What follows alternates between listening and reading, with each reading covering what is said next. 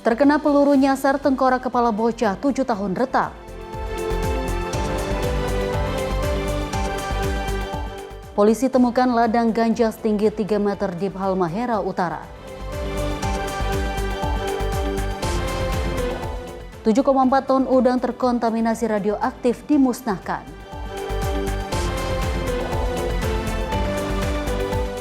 Magang nasional siapkan tenaga kerja yang profesional.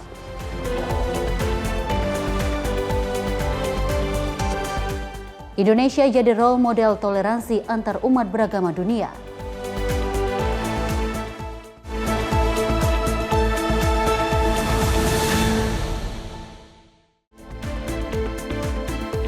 Selamat pagi pemirsa, apa kabar? Senang sekali rasanya saya Dewi Manik menemani Anda pagi ini dengan sejumlah informasi utama yang telah kami hantarkan.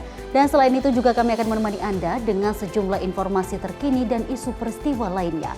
Dan inilah Menyapa Indonesia Pagi selengkapnya.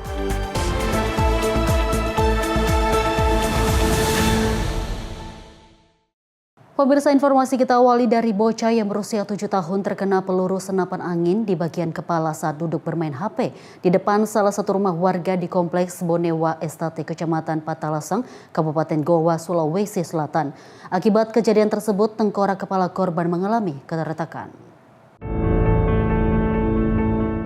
Rafasya, seorang bocah berusia 7 tahun warga Kompleks Bonewa Estate, Kecamatan Patasang, Kabupaten Goa, Sulawesi Selatan, menjadi korban peluru nyasar dari senapan angin. Insiden naas ini terjadi pada sore hari, di mana korban dan sepupunya sedang duduk berdua di depan salah satu rumah warga sambil bermain ponsel. Tiba-tiba mereka mendengar suara tembakan dan peluru tersebut mengenai dahi korban. Warga yang melihat korban sudah berlumuran darah di wajahnya langsung memberikan pertolongan pertama, memberikan dan memandikan korban, kemudian melarikan ke rumah sakit untuk mendapatkan penanganan medis. Menurut keterangan dari ibu korban, anaknya mengaku mendengar 2 kali suara tembakan. Tembakan pertama mengenai dahi Rafa dan peluru itu sempat tertancap di tengkoraknya. Setelah tembakan pertama, sepupunya segera berdiri dan lari pulang. Saat itu korban masih mendengar 1 kali suara tembakan lagi. Peluru yang tertancap di tengkorak dahi korban harus dikeluarkan melalui prosedur operasi kecil. Dokter awalnya mencoba mengeluarkan tanpa irisan, namun tidak berhasil. Akhirnya korban terus dibius sebanyak 2 kali dan peluru baru berhasil dikeluarkan setelah dilakukan irisan atau robekan di dahi, yang kemudian dijahit sebanyak 2 jahitan. Dokter mengkonfirmasi adanya retak pada tengkorak korban, meskipun korban belum sempat menjalani CT scan karena terkendala biaya. Hari sekitar antara setengah 3 ke jam 3, anak saya duduk di sini berdua, sepupunya duduk bersampingan, anak saya sebelah sini, sepupunya sebelah sini. Terus dia duduk main HP, sambil main HP. Tiba-tiba dia dengar ada bunyi tembakan dari arah sana, terus mengenai kepalanya pas bagian jidat. Kata dokter tertancap di tengkorak. Itu hari dia dijahit 2 jahitan, antara 1 atau 2 jahitan. 1.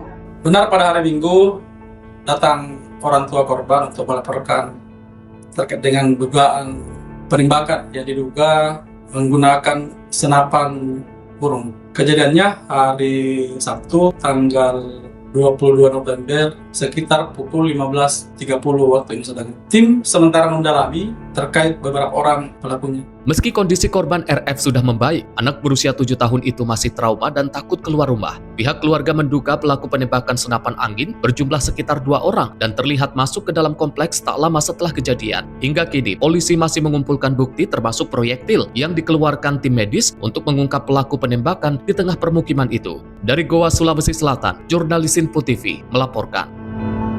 Pemirsa, 2 pencuri rumah kosong di Palembang nyaris babak belur dihajar massa saat tertangkap warga beraksi di sore hari. Kedua tersangka selamat dari amukan warga dan diamankan polisi ke Mapores Palembang.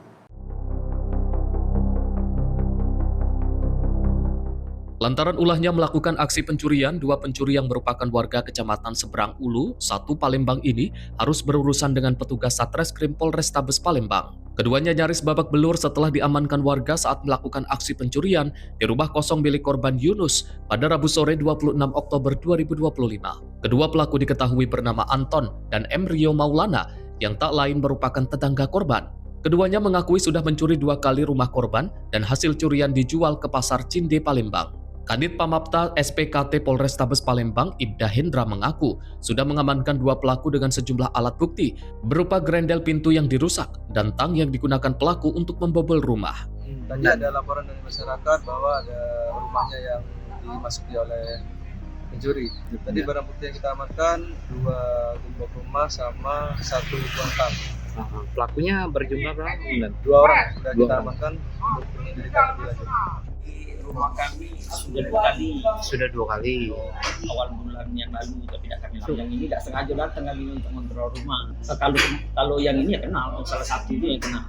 Yang awal pertama kali hilang lumayan sih, sampai apa guci-guci terus gelas-gelas keramiknya mama ya. Sampai pintu WC kayak aluminium itu dibongkar. TV kami kan punya TV tabung yang lama tuh dibongkarnya karena ambil. Kira-kira kalau yang ngomongan TV itu tidak ada pulau lah, itu kan yang barang-barang antik itu yang agak nilai itu 6 sampai 10 sekali. Kalau yang antik-antik itu ya. Pak itu Pak siapa namanya Pak? Julius. Sementara itu total kerugian korban ditaksir mencapai puluhan juta rupiah. Dari Palembang, Sumatera Selatan, jurnalis Info TV melaporkan. Kita lanjut informasi dari aksi pencurian sepeda motor yang terjadi di perumahan belakang Taman Tirus, Kelurahan Debonglor, Kota Tegal pada Selasa 25 November 2025. Pelaku berhasil membawa kabur 3 unit sepeda motor meski pagar rumah korban telah terkunci. Peristiwa pencurian motor ini terjadi sekitar pukul 3.19 waktu Indonesia Barat di salah satu rumah warga perumahan belakang Taman Tirus, Debonglor, Kota Tegal, Selasa 25 November 2025. Pelaku diduga masuk dengan cara menjebol pagar yang sudah terkunci gembok sebelum menggasak 3 unit sepeda motor sekaligus. Ketiga motor tersebut berjenis 2 Honda Beat dan 1 Honda Vario. Warga setempat menghimbau agar masyarakat selalu meningkatkan kewaspadaan, mengingat aksi pencurian kendaraan bermotor kian marak terjadi di berbagai wilayah. Mutiara Aina Putri, tim redaksi Info TV, melaporkan.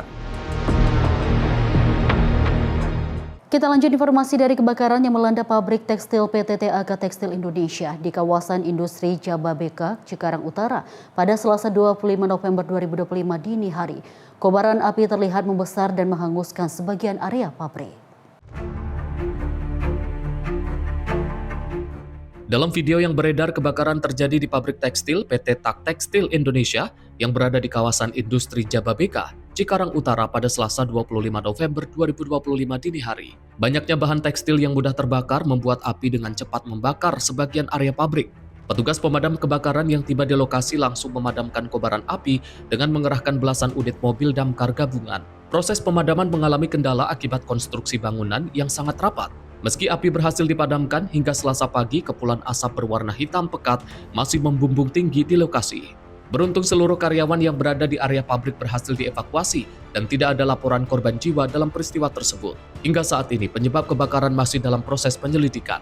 Susendi Andika Priyanto, tim redaksi Info TV melaporkan. Pemirsa, sekelompok pelajar melakukan konvoi membawa senjata tajam di permukiman warga di kawasan Puri Beta 2, Larangan, Tangerang, dan pada Selasa pagi 25 November 2025. Aksi konvoi ini terekam kamera pengawas warga. Dalam video rekaman CCTV ini tampak sekelompok pelajar melakukan konvoi membawa senjata tajam melintasi jalan pemukiman warga di kawasan Puri Beta 2, Larangan, Tangerang, Selasa pagi 25 November 2025. Mereka beramai-ramai memutari jalan pemukiman warga sambil mengacungkan senjata tajam. Tidak diketahui secara pasti maksud dari konvoi sekelompok pelajar tersebut. Namun aksi ini meresahkan warga sekitar lokasi. Warga mengaku melihat rombongan pelajar itu melakukan konvoi hingga kawasan Komplek Joglo. Warga berharap aksi serupa tidak terulang dan aparat kepolisian bisa menindak tegas aksi konvoi yang meresahkan warga tersebut. Susendi Andika Priyanto, tim redaksi Info TV melaporkan. Kita beralih dari informasi Kementerian Kesehatan yang mengungkapkan Indonesia saat ini masih kekurangan tenaga kesehatan, yakni dokter gigi hingga dokter spesialis, mulai dari puskesmas hingga RSUD. Hal itu disampaikan Dirjen Sumber Daya Manusia Kesehatan Kemenkes, Yuli Varianti, dalam konferensi pers hasil investigasi penolakan pasien darurat di Papua.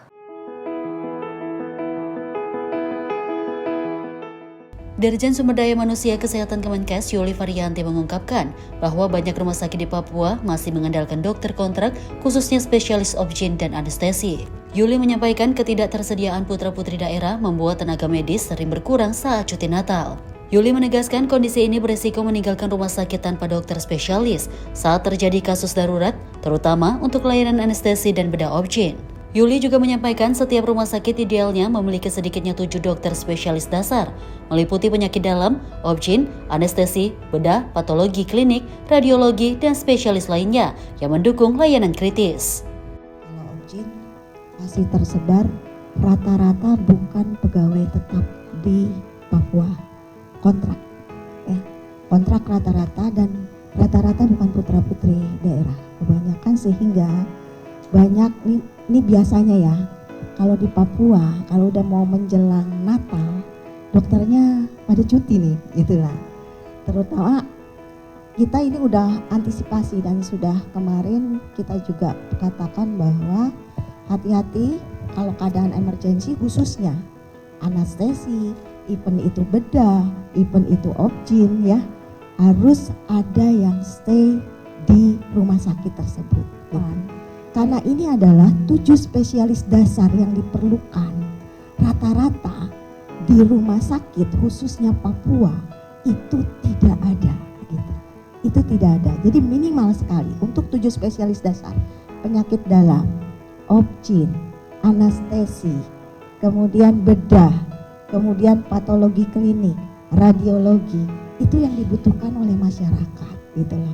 Oleh karena itu mudah-mudahan dengan seperti ini seharusnya mari para pemerintah daerah khususnya daerah-daerah yang 3T ya, terpencil, pedalaman dan kepulauan, kirimkan putra-putri daerah terbaik untuk mengikuti yang tadi by hospital base event nanti atau adik-adik yang nanti dapat beasiswa juga, dapat juga biaya bantuan hidup dan lain-lain.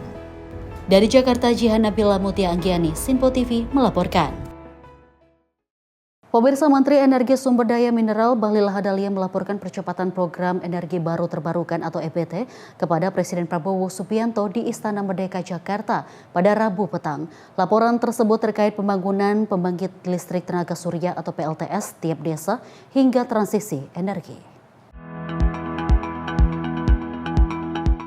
Menteri SDM Bahlil Lahadalia melaporkan percepatan program energi baru terbarukan atau EBT, yakni pembangunan pembangkit listrik tenaga surya tiap desa hingga transisi energi kepada Presiden Prabowo Subianto di Istana Merdeka Jakarta pada Rabu petang.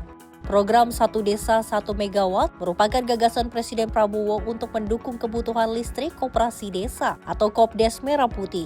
Inisiatif ini bertujuan untuk menghadirkan listrik bersih dan terjangkau ke seluruh pelosok negeri, termasuk wilayah terpencil yang selama ini kesulitan akses energi. Pembahasan teknis proyek PLTS tiap desa telah mencapai tahap akhir, khususnya mengenai skema pelaksanaan dan pembiayaan yang akan digunakan. Pemerintah menargetkan agar program ini dapat segera terrealisasi sebagai bagian integral dari transformasi energi nasional menuju kemandirian dan keberlanjutan energi di Indonesia. Menteri Bahlil menjelaskan bahwa sedang merancang desain besar untuk pembangunan PLTS dengan total kapasitas 100 gigawatt secara bertahap. Tadi saya mendampingi Bapak Presiden, kami kebetulan melakukan rapat terkait dengan implementasi daripada energi baru terbarukan, khususnya di pembangkit listrik tenaga surya.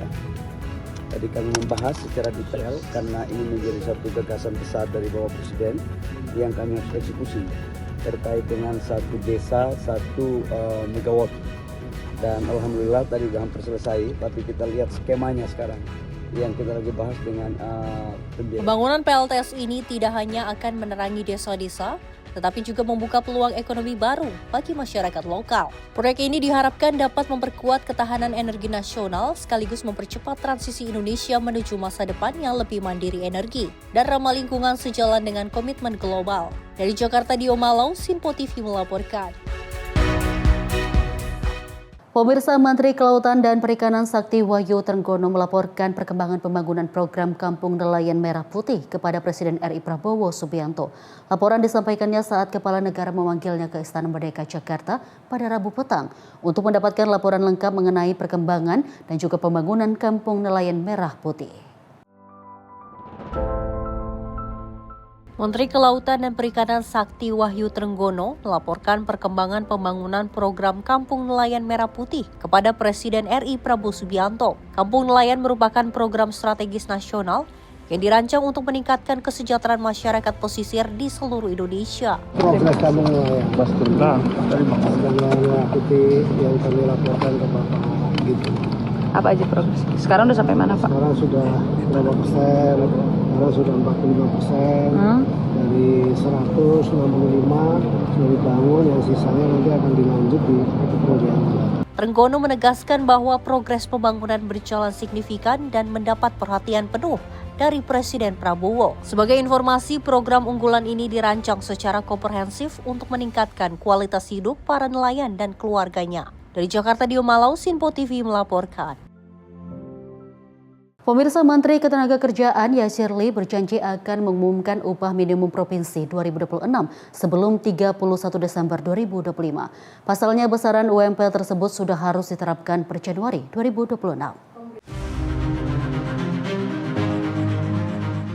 Menjelang akhir tahun, pemerintah sudah harus segera mengumpulkan besaran upah minimum yang akan berlaku untuk tahun 2026. Menteri Ketenagakerjaan Yasirli mengatakan saat ini pemerintah tengah menyusun aturan dan skema baru dalam bentuk peraturan presiden atau PP yang bertujuan untuk menemukan formulasi yang paling tepat dan kondisi saat ini. Menurutnya, skema UMP tidak akan lagi mengikuti peraturan pemerintah nomor 51 tahun 2023 tentang perubahan atas peraturan pemerintah nomor 36 tahun 2021 tentang pengupahan. Menaker menyebut pemerintah tak lagi berpatokan dengan angka, namun bagaimana formulasi ini nantinya menjadi pedoman bagi setiap daerah untuk menentukan besaran upah minimum sesuai dengan standar kebutuhan hidup layak di setiap daerah. Karena PP 51 tahun 2023 tak lagi berlaku lagi karena dibatalkan oleh putusan Mahkamah Konstitusi, sehingga pemerintah tak perlu mengikuti kewajiban mengumumkan upah pada 21 November 2025. Kepastiannya kita tunggu ya. Kita berharap sebenarnya dari patokan jadwal tentu sebelum 31 Desember 2026. Jadi untuk diterapkan bulan Januari. Jadi sekali lagi karena kita sedang menyiapkan PP yang baru, sehingga tidak ada kemudian kita harus sesuai dengan PP yang lama gitu ya. Jadi ini memang kita ingin PP ini benar-benar siap, dan tentu ini kita tidak bisa ya patok targetnya kapan, tapi kita berharap ya koordinasi lintas kementerian dengan stakeholder ini beres ya tentu sesegera mungkin. Yasirli berharap aturan baru ini nantinya bisa menjadi titik tengah bagi pekerja dan pengusaha. Karenanya prosesnya memang cukup panjang untuk menemukan irama tersebut. Dari Jakarta, Dio Malau, Sinpo TV melaporkan. Pemirsa, Korlantas Polri siapkan skema operasi lalin jelang Nataru. Informasi selengkapnya usai jeda berikut ini. Tetaplah bersama kami.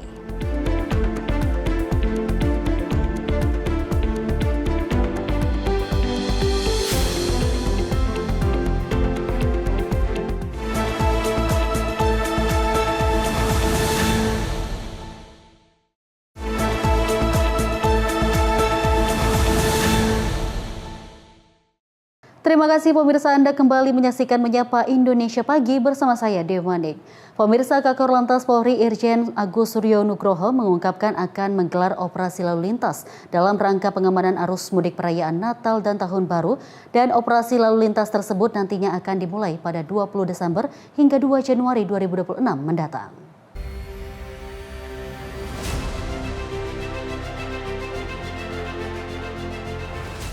Dalam rangka pengamanan perayaan Natal dan Tahun Baru, pihak kepolisian akan menyiapkan skema operasi lalu lintas.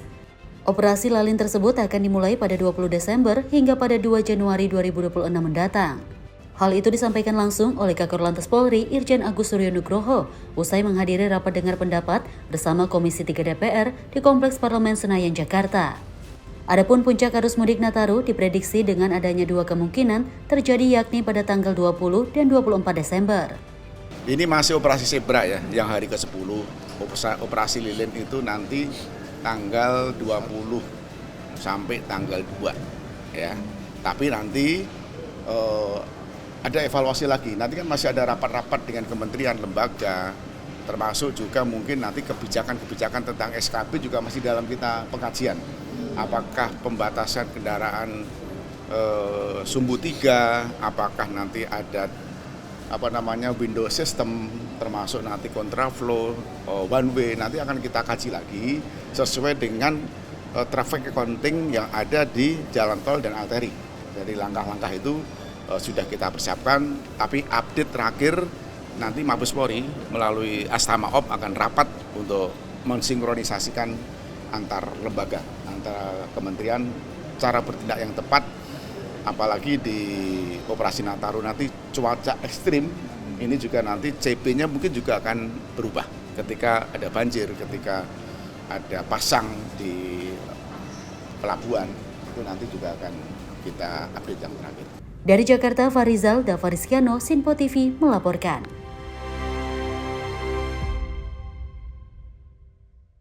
Pemirsa, informasi kita lanjut dari Kapolri Jenderal Polisi Listio Sigit Prabowo yang memimpin renungan nilai-nilai Kesatria Bayangkara, sebuah prosesi sakral dalam rangkaian Apel Kasatwil 2025. Kegiatan yang digelar di Mako Satuan Latihan Kobrimob Polri Cikeas dihadiri lebih dari 600 pejabat operasional Polri dari seluruh Indonesia.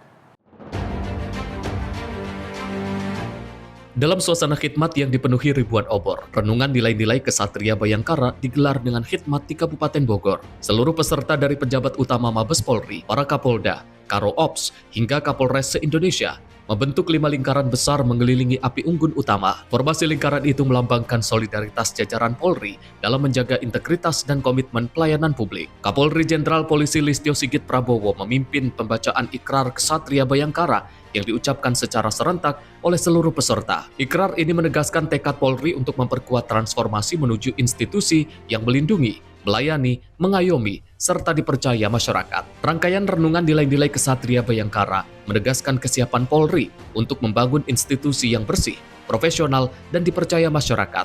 Jihan Nabila, Sinpo TV melaporkan.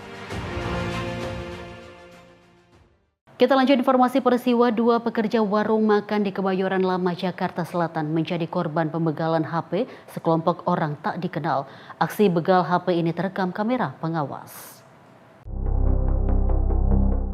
Beginilah aksi pembegalan yang terjadi di Jalan Panjang Cidodol, Grogol Selatan, Kebayoran Lama, Jakarta Selatan. Dalam rekaman CCTV menunjukkan 6 pelaku datang menggunakan 3 sepeda motor. Para pelaku langsung turun dan menyerang dengan mengacungkan senjata tajam ke arah korban. Saat ditemui, korban mengatakan dirinya bersama rekannya baru selesai membersihkan warung dan sedang beristirahat di depan toko. Salah satu korban, Fahmi Nur Hakim, mengaku sempat ditodong parang di bagian leher saat ponselnya dirampas. Awal dari itu semua berarti saya dari kan udah beres-beres, berarti beres-beres dari sebelah kan ini, terus saya ke warung Madura di pinggir sebelah. Habis itu saya ngopi di sini di depan sama 2 anak. Terus habis itu baru beberapa saat ngopi itu ada 6 anak, 3 motor, berarti 3 motor, 2 yang 1 motor itu bawa parang semua. Yang bawa parang itu berapa orang, yang ngancam berapa orang, dan yang bawa motor itu berapa orang, Bang? Yang bawa motor itu berarti 3 orang, motornya 3 orang, yang ngancem 3 orang juga bawa parang semua. Itu 3 motor itu bonceng-boncengan atau sendiri-sendiri, Bang? Bonceng-boncengan semua. Berarti total berapa orang, Bang? Total berarti 6 orang. Meski diancam, korban tidak mengalami luka serius. Akibat kejadian ini, korban menderita kerugian sekitar 2 juta rupiah. Korban berencana melaporkan peristiwa tersebut ke pihak kepolisian. Dari Jakarta, jurnalis Sinpo TV melaporkan. Pemirsa, polisi mengamankan belasan pelajar yang diduga terlibat tawuran di Jalan Villa Mutiara Gading, Kelurahan Kebalen, Babelan, Bekasi, Jawa Barat. Selain mengamankan belasan pelajar, polisi juga mengamankan barang yang diduga sebagai alat tawuran, sejumlah sepeda motor dan telepon genggam.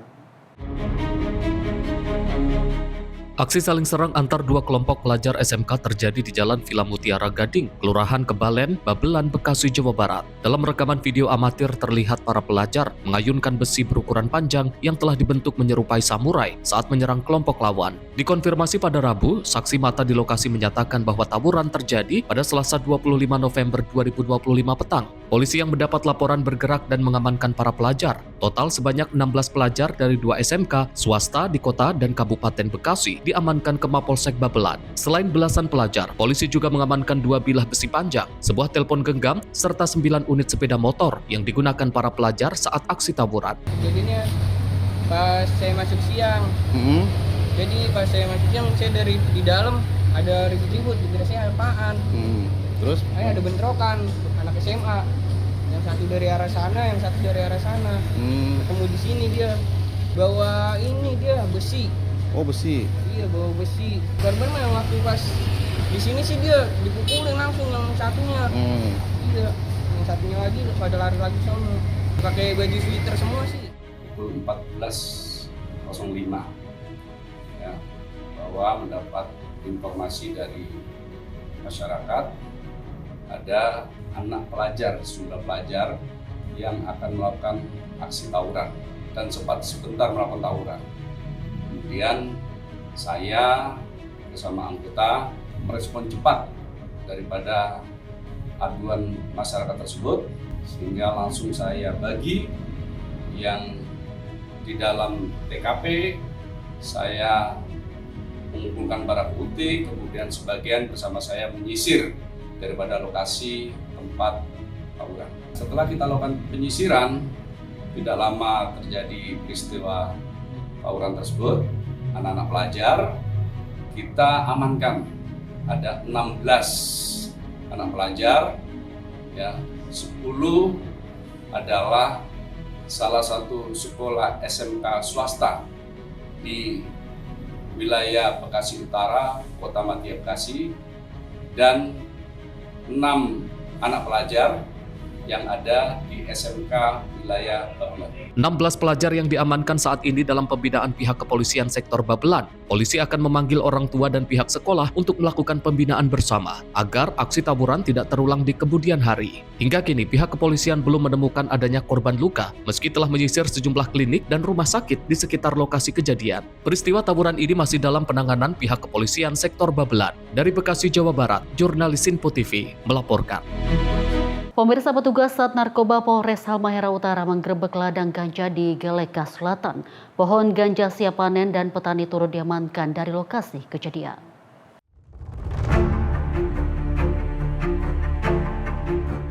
Aparat kepolisian dari Sat Narkoba Polres Kabupaten Halmahera Utara, Provinsi Maluku Utara berhasil menemukan pohon ganja siap panen milik warga yang ditanam di kebun desa Togawa, Kecamatan Galela Selatan, Halmahera Utara. Petugas mengamankan sebanyak 3 pohon ganja dari lokasi tersebut. Barang bukti ganja kemudian dicabut dan dibawa ke Mapolres Halmahera Utara di Tobelo. Tidak hanya pohon ganja dari lokasi, petugas juga berhasil mengamankan pelaku sebagai pemilik pohon ganja tersebut atas nama Mario Konovo, 31 tahun, warga desa Togawa. Diketahui awal mula pelaku memperoleh pohon ganja dengan cara menanam biji ganja yang didapat melalui kiriman paket dari seorang narapidana dari Lapas Ternate. Tanaman ganja yang kini berusia 8 bulan ini bahkan telah dipanen 1 kali dengan hasil 200 hingga 300 ampel dan telah dijual ke seseorang. Dapat kami jelaskan bahwa tim opsional Satres Narkoba Polres Halmahera Utara mendapat informasi dari masyarakat pada bulan Oktober tahun 2025, yang mana dalam informasi tersebut tim melakukan pengembangan dan menemukan identitas para pelaku. Selanjutnya tim bergerak menuju sasaran dan memastikan betul apa lahan tersebut benar atau tidak. Kemudian tim melakukan penyelidikan di lokasi dan menemukan benar adanya lahan tersebut, dan di dalam lahan tersebut terdapat 3 pohon ganja yang siap panen. Olehnya itu tim langsung melakukan koordinasi dengan pemerintah desa untuk datang sama-sama menyaksikan. Selanjutnya tim melakukan penyitaan barang bukti di lokasi dengan cara mencabut dan disaksikan oleh pemerintah desa. Polisi masih mengembangkan kasus ini guna mengungkap pelaku lain termasuk penada barang haram tersebut. Dari Halmahera Utara, Maluku Utara, jurnalis Info TV melaporkan. Pemirsa, informasi kita lanjut dari Partai Gerindra yang menegaskan komitmen partainya dalam memperkuat keterbukaan informasi publik sesuai dengan arahan Ketua Dewan Pembina sekaligus Ketua Umum Partai Gerindra Prabowo Subianto. Hal itu disampaikan Wakil Ketua Umum Partai Gerindra Budi Satrio Jiwandono saat menerima kunjungan Komisi Informasi Pusat dalam rangka visitasi Badan Publik di kantor DPP Partai Gerindra Ragunan, Jakarta. Wakil Ketua Umum Partai Gerindra Budi Satrio Djiwandono menegaskan partainya telah memegang teguh arahan Ketua Dewan Pembina sekaligus Ketua Umum Prabowo Subianto untuk mengedepankan transparansi dan akuntabilitas sebagai badan publik. Budi mengatakan Partai Gerindra telah meraih 8 penghargaan partai informatif sejak 2014. Menurutnya prestasi tersebut merupakan hasil kerja keras para kader muda yang giat bertugas di PPID Gerindra setiap harinya.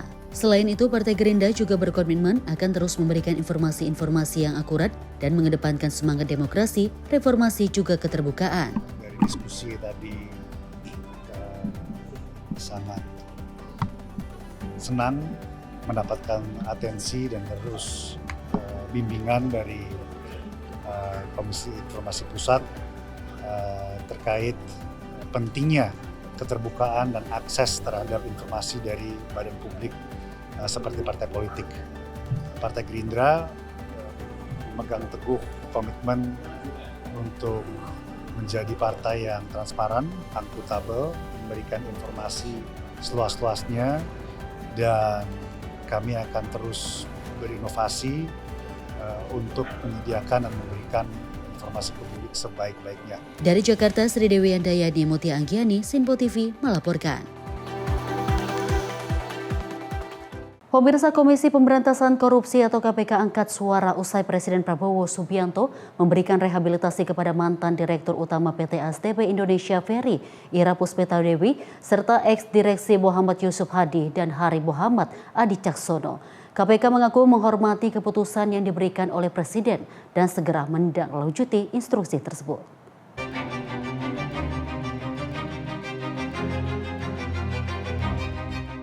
Presiden Prabowo Subianto memberikan keputusan rehabilitasi kepada mantan Direktur Utama PT ASDP Indonesia Ferry Ira Puspitadewi. PLT Deputi Penindakan dan juga Eksekusi KPK Asep Guntur Rahayu menyatakan lembaganya menghormati keputusan Presiden Prabowo Subianto. Asep mengatakan pihaknya saat ini masih menunggu surat rehabilitasi dari pemerintah. Setelah diterima, lembaga anti rasuah akan memproses administrasi untuk mengeluarkan ketiga orang tersebut dari rumah tahanan. Kemungkinan Ira Puspitadewi, Muhammad Yusuf Hadi dan juga Hari Muhammad Adi Caksono dikeluarkan dari rutan hari ini pada Rabu 26 November 2025. Meski demikian, Asep menegaskan bahwa penyidikan hingga penuntutan perkara SDP sebelumnya telah diuji melalui pra-peradilan dan juga persidangan. Tak hanya lulus uji formil, pembuktian materi di persidangan juga telah terpenuhi. Majelis Hakim telah menjatuhkan putusan terhadap para terdakwa pada 20 November 2025. Adapun Ira Puspitadewi divonis 4,5 tahun penjara, sedangkan Muhammad Yusuf Hadi dan Hari Muhammad Adi Caksono dijatuhi pidana masing-masing 4 tahun penjara. Terkait dengan pengertian rehabilitasi, lanjut Asep, Biro Hukum akan melakukan eksaminasi terhadap penanganan perkara yang dilakukan oleh KPK. Tentunya KPK menghormati keputusan rehabilitasi yang diberikan oleh Presiden sebagai hak prerogatif dari Presiden kepada 3 direksi PT ASDP tersebut. Dan kami sampai saat ini sekaligus juga menjawab Mas Fadil, masih menunggu surat keputusannya. Kalau berkaca kepada penanganan perkara atau pemberian waktu itu ya ke Pak HK ya, itu amnesti ke Pak HK itu sekitar pukul 8 atau 9 itu dari Kementerian Hukum membawakan surat keputusannya kepada kami. Setelah itu malam ini juga. Sementara itu, kuasa hukum Ira Puspitadewi, Susilo Ariwibowo, mengatakan bahwa Ira sangat senang ketika mengetahui kabar keputusan yang diberikan oleh Presiden Prabowo. Ira pun mengaku tidak mengira akan menerima kebijakan dari Presiden. Udah ketemu. Terus ininya tanggapannya tadi? Ya senang lah. Terima kasih, alhamdulillah. Nggak ada ekspektasi dia bayangan tiba-tiba dapat kayak gitu? Enggak ada bayangan. Bayangnya doa. Dia tahu persisnya kapan? Kemarin atau semalam? Atau ini? Sejak diumumkan, ketika itu dia lagi di TV gitu? Habis buka puasa katanya. Terus dia lihat itu. Aku duluan ya. Ini aku mau ke C1 ke Pak Adi, berarti Pak Adi langsung keluar Bang? Ke Hari Mek. Enggak lah, belum nunggu surat dari sini. Semua berarti ya Bang? Ya. Oke. Diketahui Majelis Hakim telah menjatuhkan putusan terhadap para terdakwa pada 20 November 2025. Adapun Ira Puspadewi divonis 4,5 tahun penjara, sedangkan Muhammad Yusuf Hadi dan Hari Muhammad Adi Caksono dijatuhi pidana masing-masing 4 tahun penjara. Dari Jakarta, jurnalis Simpo TV melaporkan. Kita lanjut informasi masih dalam informasi KPK yang masih menunggu surat keputusan atau SK rehabilitasi dari Kementerian Hukum untuk membahas mantan Dirut ASDP Ira Puspadewi dan 2 terdakwa lainnya. Surat keputusan rehabilitasi diperlukan untuk proses administrasi ke pimpinan KPK dan Jaksa Penuntut Umum. KPK belum menerima salinan keputusan Presiden Kepres terkait pemberian rehabilitasi untuk ex-Dirut ASDP Ira Puspadewi. Juru bicara KPK menyampaikan pihaknya menunggu surat keputusan rehabilitasi dari Presiden sebagai dasar untuk tindak lanjut pembebasan. Nanti setelah menerima surat keputusan tersebut, KPK akan menindaklanjutinya beberapa proses administrasi ke pimpinan KPK dan Jaksa Penuntut Umum. Masih menunggu surat keputusan rehabilitasi dari Presiden sebagai dasar untuk tindak lanjut yang KPK harus lakukan terkait dengan para pihak yang sudah ditetapkan sebagai tersangka, kemudian sudah persidangan dan sudah diputus bersalah ya pada tanggal 20 November kemarin, yang saat ini para pihak masih di rutan KPK, ya, sehingga kami masih menunggu surat tersebut untuk kemudian bisa melaksanakan tindak lanjutnya. Dan nanti kami akan infokan kembali jika memang kami sudah mendapatkan surat keputusan tersebut. Tentu ketika nanti KPK sudah menerima dari surat keputusan tersebut, KPK akan memproses, akan menindaklanjuti. Selain Ira, Direktur Komersial dan Pelayanan PT ASDP 2019 hingga 2024, M. Yusuf Hadi, serta Direktur Perencana dan Pengembangan PT ASDP periode 2020 hingga 2024, Hari Muhammad Adi Caksono, masing-masing dijatuhi pidana 4 tahun penjara. Kini Presiden Prabowo memberikan rehabilitasi terhadap ketiganya. Dari Jakarta, jurnalis Simpo TV melaporkan. Pemirsa, jangan beranjak kemana-mana karena usai jeda berikut ini kami akan hadir kembali dengan sejumlah informasi menarik lainnya. Tetaplah bersama kami di Menyapa Indonesia Pagi.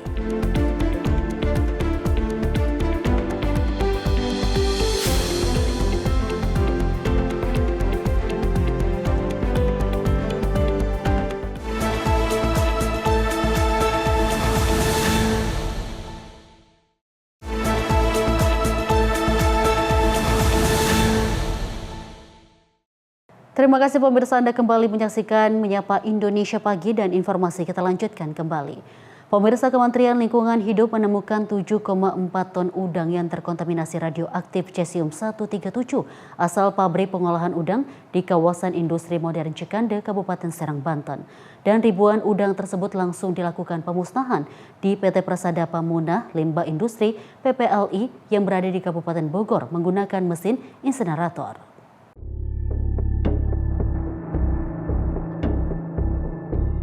Kementerian Lingkungan Hidup kembali melakukan pemusnahan udang-udang yang terkontaminasi radioaktif cesium-137 asal pabrik pengolahan udang di kawasan industri modern Cikande, Kabupaten Serang, Banten. Sebanyak 7,4 ton udang yang terkontaminasi radioaktif atau sekitar 537 kardus yang berisikan ribuan udang dilakukan pemusnahan di PT Prasada Pamunah Limbah Industri PPLI yang berada di Kabupaten Bogor menggunakan mesin insinerator.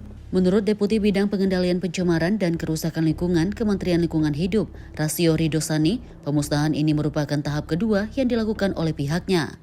Sebanyak 7,4 ton udang mengandung kadar cesium-137 dan langsung dilakukan pemusnahan. Kita sudah melakukan pemusnahan sebelumnya, itu sebanyak 94 ton, sebanyak kurang lebih 1 ton. Hari ini kita akan melakukan juga pemusnahan kembali, kurang lebih 537. Ya, 537 kardus. Jadi total yang kita musnahkan, ya, produk udang terkontaminasi cesium itu sebanyak 7,4 ton. Ya, hasil pengukuran dari Brin dan Kompetens, kandungan cesium yang berada di udang itu sekitar 10 becquerel per kilogram. Ini jumlahnya lebih kecil ya daripada 100 becquerel per kilogram. Ya, sehingga dinyatakan sebagai dapat dikelola dengan menggunakan protokol di luar protokol radioaktif ya. Kita menggunakan protokol lingkungan hidup. Langkah-langkah penting kita lakukan tadi untuk memastikan upaya-upaya penanganan Komisi Cesium 137 ini benar-benar dapat menjaga keselamatan dan kesehatan masyarakat.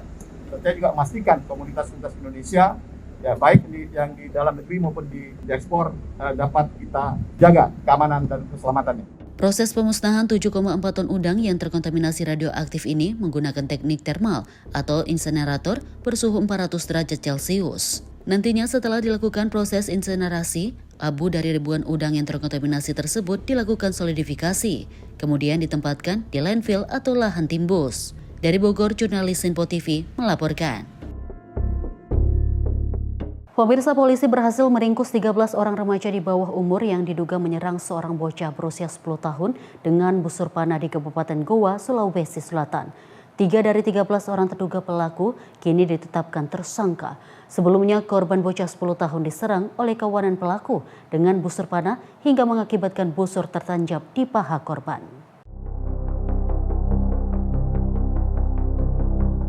Tim gabungan dari unit Reskrim Polsek Barombong, Satuan Intelkam, dan Sareskrim Polres Goa langsung meringkus belasan remaja terduga pelaku penyerangan terhadap bocah berusia 10 tahun dengan busur panah di Jalan Bontomanai, Kecamatan Barombong, Kabupaten Goa, Sulawesi Selatan. Satu persatu terduga pelaku ditangkap dari sejumlah lokasi berbeda. Dari hasil pengungkapan terduga pelaku, polisi telah menangkap 13 orang remaja di bawah umur. 3 diantaranya kini telah ditetapkan tersangka dengan peran yang berbeda-beda. Masing-masing tersangka A dan R berperan membusur korban dan H yang memiliki busur panah. Dari tangan para pelaku, polisi menyita 3 buah busur panah, 1 buah ketapel, 2 buah balok kayu yang ditancapkan paku, HP, serta 3 unit motor yang digunakan saat menyerang korban sebagai barang bukti. Sedangkan beberapa barang bukti busur dibuang oleh pelaku di pinggir laut.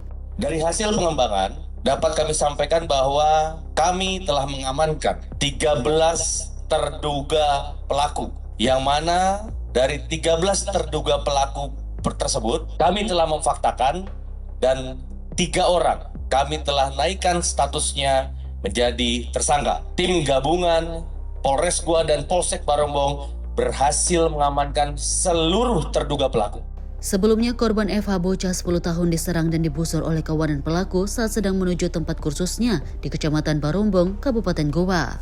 Akibat penyerangan tersebut, korban mengalami luka tertancap busur di paha dan harus dilarikan ke Rumah Sakit Bayangkara Makassar untuk menjalani operasi. Hingga kini 10 terduga pelaku dan 3 lainnya yang ditetapkan tersangka masih menjalani pemeriksaan di ruang Sareskrim Polres Goa, Sulawesi Selatan. Dari Kabupaten Goa, Sulawesi Selatan, jurnalis Info TV melaporkan.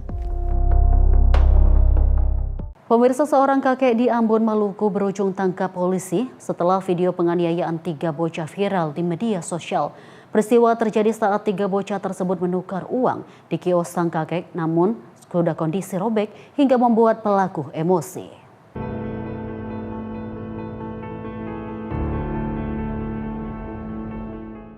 Inilah video amatir 3 bocah warga desa Rubah 3, Kecamatan Teluk Ambon, Kota Ambon, Maluku yang dianiaya seorang kakek bernama Ali Mahu, 62 tahun.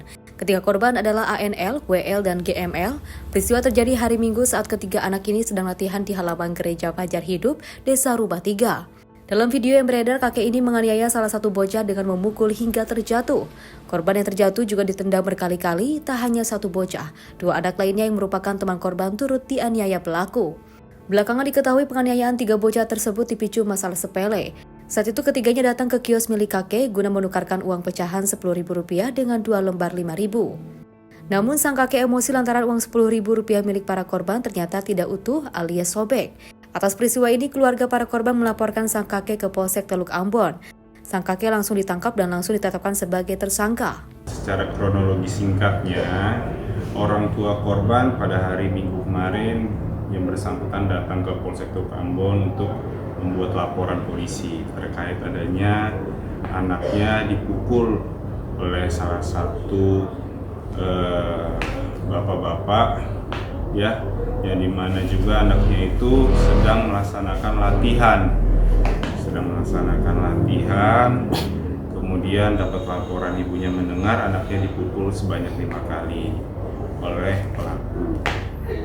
Kemudian sampai saat ini dari Polsek Teluk Ambon sudah mengamankan yang bersangkutan, yang terlapor, dan tadi juga kita sudah laksanakan gelar perkara terkait kekerasan terhadap anak di bawah umur, yang dimana kami naikkan ke tahap sidik.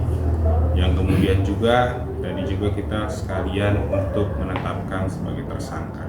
Karena ada yang memvideokan, karena memang ada yang memvideokan salah satu warga di sana memvideokan terjadinya kekerasan, karena memang motifnya memang karena hal yang sekiranya kalau menurut kami ini hal kecil, tapi memang itu bisa memicu emosi amarah. Tersangka kini ditahan di rutan Polsek Teluk Ambon untuk proses hukum lebih lanjut. Tersangka dijerat dengan pasal 80 ayat 1 Undang-Undang 35 2014 tentang perlindungan anak dengan pidana maksimal 3 tahun 6 bulan penjara. Dari Ambon, jurnalis Simpo TV melaporkan. Kita lanjut informasi dari Wakil Presiden RI Gibran Rakabuming Raka yang meninjau program makan bergizi gratis di SMA Negeri 14 Jakarta pada 25 November 2025. Kunjungan yang bertepatan dengan Hari Guru Nasional ini menegaskan komitmen pemerintah meningkatkan layanan pendidikan melalui pemenuhan gizi siswa. Sehari setelah kembali dari KTT G20 di Johannesburg, Wakil Presiden Republik Indonesia Gibran Rakabuming Raka meninjau program makan bergizi gratis di SMA Negeri 14 Jakarta pada 25 November 2025. Kunjungan yang bertepatan dengan Hari Guru Nasional ini menegaskan komitmen pemerintah meningkatkan layanan pendidikan melalui pemenuhan gizi siswa. Dalam kunjungannya, Wapres disambut para guru, meninjau kelas serta memeriksa menu MBG seperti nasi kuning, lauk berprotein, sayuran, dan buah. Dalam kesempatan itu, Wapres juga mengapresiasi para guru atas dedikasi mereka. Pemerintah berharap program MBG meningkatkan konsentrasi, kesehatan, dan prestasi siswa, serta memperkuat kolaborasi antar pemerintah, sekolah, dan keluarga dalam membangun generasi Indonesia yang sehat dan unggul. Tim redaksi Simpo TV melaporkan. Kita lanjut informasi dari anggota Komisi 9 DPR Irma Suryani Caniago yang meminta Kementerian Kesehatan untuk dapat langsung melakukan peninjauan terhadap 4 rumah sakit di Jayapura, Papua yang sempat menolak ibu hamil sehingga meninggal dunia.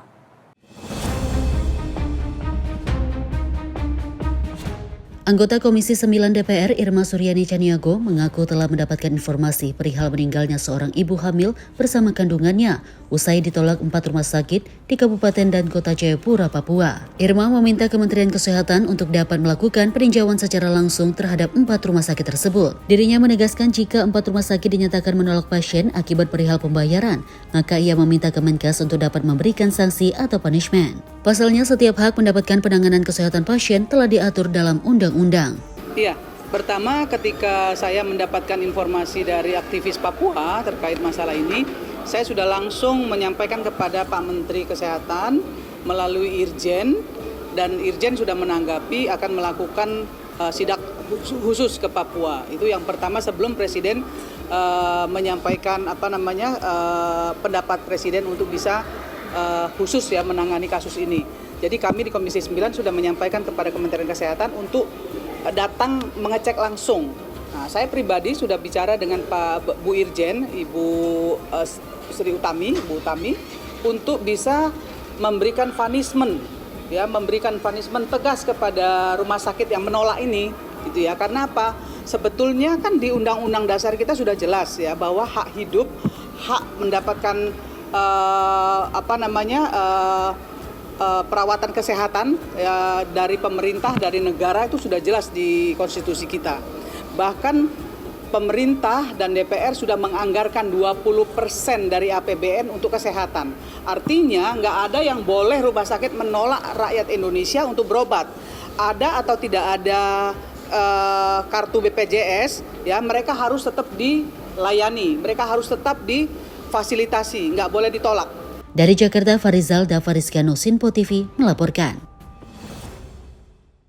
Pemirsa, Kementerian Haji dan Umroh secara resmi melantik pejabat struktural sebagai bagian dari penataan kelembagaan dan percepatan transformasi layanan haji dan umroh.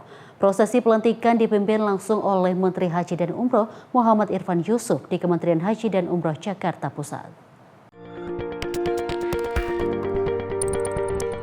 Kementerian Haji dan Umroh resmi melantik pejabat struktural sebagai bagian dari penataan kelembagaan dan percepatan transformasi layanan haji dan umroh. Pelantikan berlangsung di Kementerian Haji dan Umroh, Jakarta Pusat yang dipimpin langsung oleh Menteri Haji dan Umroh Muhammad Irfan Yusuf. Adapun pejabat struktural tersebut yakni Eselon 1, Eselon 2, Eselon 3 hingga Eselon 4, serta dilanjutkan nantinya untuk kloter kedua yang akan diisi khususnya di provinsi maupun kabupaten. Teman-teman media sekalian, alhamdulillah setelah melalui waktu yang panjang, kami yang memulai Badan Penyelenggara Haji dengan 2 orang, saya Kepala Badan Penyelenggara Haji, Bang Daniel sebagai Wakil Kepala Badan Haji.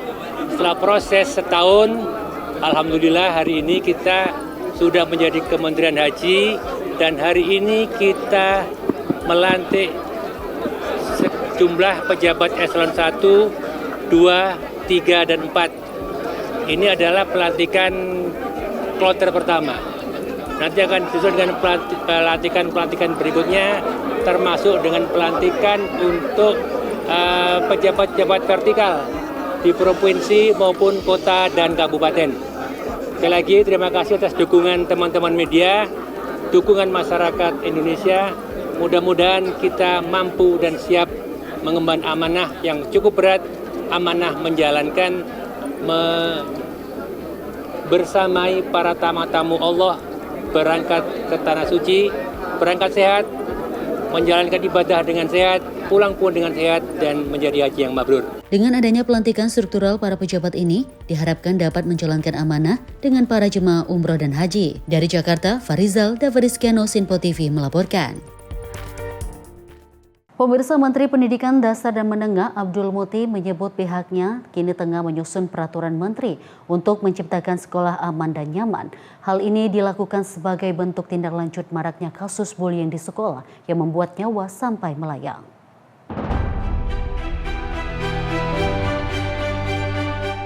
Pemerintah kini mengambil langkah tegas untuk meminimalisir perihal maraknya kasus bullying yang kerap terjadi di sekolah, bahkan membuat nyawa melayang. Melalui Kementerian Pendidikan Dasar dan Menengah, kini tengah menyusun peraturan menteri untuk menciptakan sekolah yang nyaman dan aman. Aturan tersebut nantinya ditargetkan bakal diharmonisasi pada bulan Desember mendatang. Selain itu, sebelum menyusun peraturan, menteri itu juga telah melibatkan diskusi publik. Sudah ada diskusi, teman-teman wartawan kan diundang juga, kan? Nanti kita targetkan pada bulan Desember itu sudah ada harmonisasi. Jadi sudah berjalan penyusunannya. Sudah ada diskusi publik. Kita juga undang teman-teman wartawan, kita juga undang murid untuk ikut menyusun, undang dinas pendidikan, undang guru. Jadi semua pihak kita libatkan dalam penyusunan rancangan peraturan menteri tentang namanya itu membangun budaya sekolah yang aman dan nyaman. Dari Jakarta, Farizal Davariskiano, Sinpo TV melaporkan. Kementerian Sosial memastikan korban bencana alam yang terjadi di kawasan Tapanuli Raya mendapatkan bantuan sosial. Hingga kini koordinasi dengan pemerintah daerah setempat terus dilakukan guna bantuan sosial yang diberikan tepat sasaran.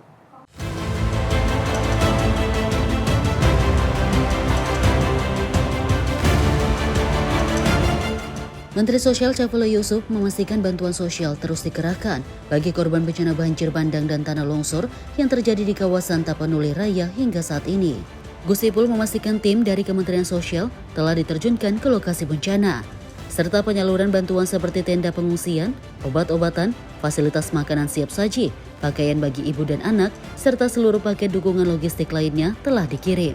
Gudang logistik milik Kementerian Sosial yang ada di provinsi ada di 2 tempat, yakni Kota Medan dan Kabupaten Deli Serdang. Sehingga penyaluran bantuan ke kawasan Tapanuli terus dilakukan koordinasi yang intensif. Diketahui korban bencana alam di wilayah Tapanuli ini mencapai 2.000-an kartu keluarga dan 10 warga meninggal dunia akibat peristiwa tersebut. Tim sudah berangkat ke sana, ya, jadi tim kami sudah berada di lapangan. Kita mengirim segala bantuan yang dibutuhkan, logistik yang kita kirim seperti biasa, mulai dari tenda pengungsian, ada obat-obatan, ada permakanan siap saji, ada pakaian untuk ibu-ibu atau juga untuk anak-anak. Ya, semua paket untuk memberikan dukungan logistik pada masa kedaruratan sudah kita kirim sebagian sudah berada di tempat, sebagian lagi masih dalam proses perjalanan, dan kita juga siapkan dapur umum di sana. Yang juga perlu kami sampaikan, memang hari-hari ini masih tahap evakuasi ya, untuk mereka yang memerlukan satu pertolongan agar bisa berada di tempat yang lebih aman, dan itu dilakukan oleh TNI, Polri, Basarnas, dan kader-kader terlatih. Dari Jakarta, Max Ronabayu, Sinpo TV melaporkan. Pemirsa, magang nasional siapkan tenaga kerja yang profesional. Informasi selengkapnya usai jeda berikut ini, tetaplah bersama kami.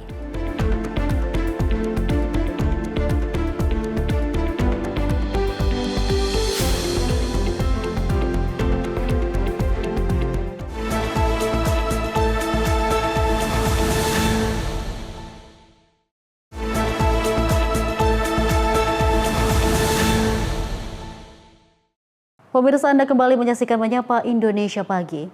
Pemirsa, Kementerian Tenaga Kerja Republik Indonesia secara resmi membuka kegiatan magang nasional gelombang kedua dengan peserta mencapai 62.000 orang.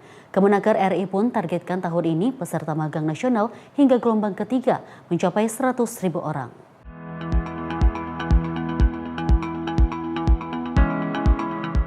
Kegiatan magang nasional gelombang kedua resmi dibuka di kantor Kementerian Tenaga Kerja Republik Indonesia Rabu siang. Hadir dalam pembukaan sejumlah Menteri Kabinet Pemerintahan Prabowo Subianto, di antaranya Menteri Koordinator Bidang Perekonomian Airlangga Hartarto, Menteri Tenaga Kerja Yasir Ly, Menteri Usaha Mikro Kecil dan Menengah Maman Abdurrahman, hingga Kepala Staf Kepresidenan M. Kodari. Tercatat ada 62.000 peserta magang yang diterima di berbagai perusahaan, lembaga, dan kementerian pada gelombang kedua ini. Sehingga jika digabungkan pada gelombang pertama, total peserta yang telah mengikuti program magang nasional mencapai 80.000 orang.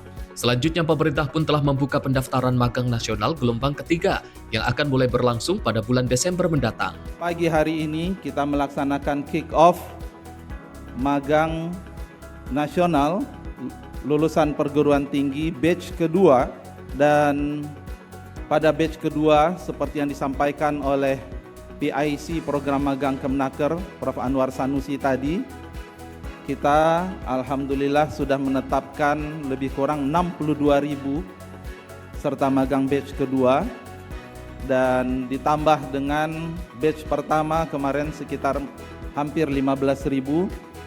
Artinya untuk target 100.000 kita masih ada kuota, dan sekaligus ini saya laporkan ke Pak Menko bahwa hari kemarin kita sudah membuka batch ketiga ya, dengan jadwal mulai dari pendaftaran lowongan dari perusahaan, instansi pemerintah, lembaga sampai pertengahan minggu depan.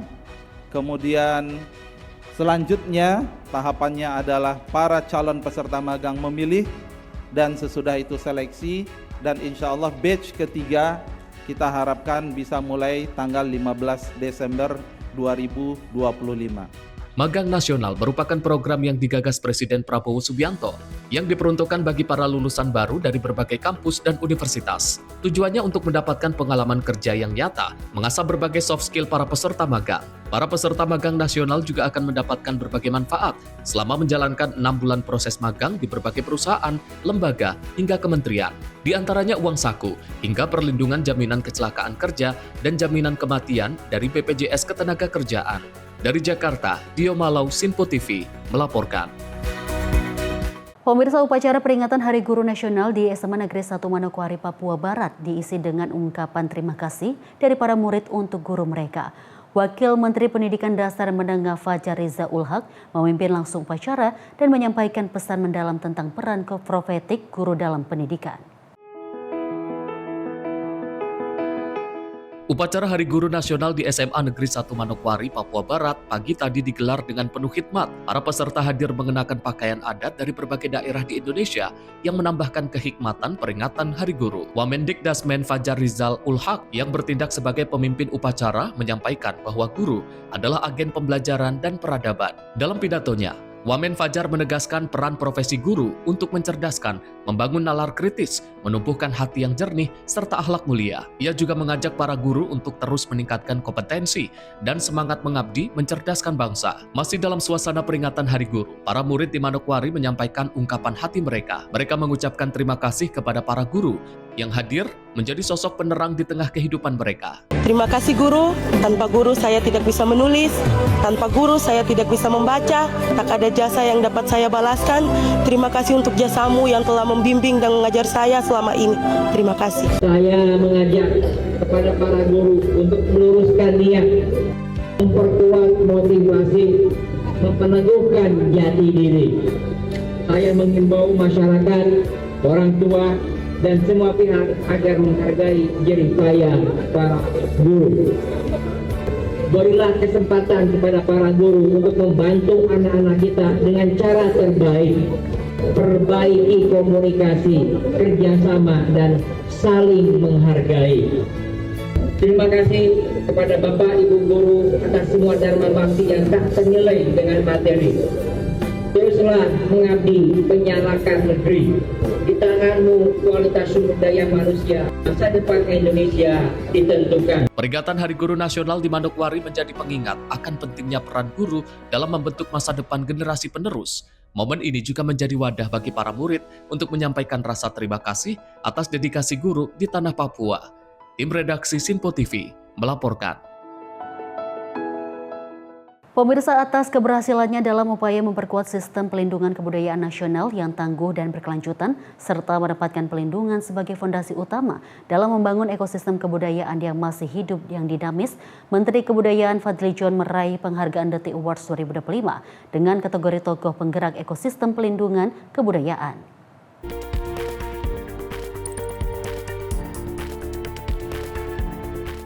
Menteri Kebudayaan Fadly John meraih penghargaan Detik Award sebagai tokoh penggerak ekosistem pelindungan kebudayaan.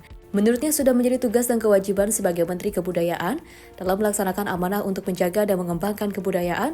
Menurutnya penghargaan tersebut bukan untuknya, melainkan untuk Kementerian Kebudayaan yang baru berdiri. Penghargaan diberikan Fadly John sebagai Menteri Kebudayaan melalui Direktorat Jenderal Pelindungan Kebudayaan dan Tradisi, dinilai berhasil dengan konsisten sebagai penggerak sinergi lintas direktorat dan pemangku kepentingan dalam upaya memelihara, menjaga, mendata, dan mengamankan warisan budaya bangsa. Selain itu, Kementerian Kebudayaan tetap konsisten dengan berbagai program perlindungan, diantaranya perlindungan cagar budaya, penetapan cagar budaya peringkat nasional, penetapan warisan budaya tak benda, serta pewarisan pengetahuan dan nilai-nilai luhur budaya. Memberikan apresiasi kepada Kementerian Kebudayaan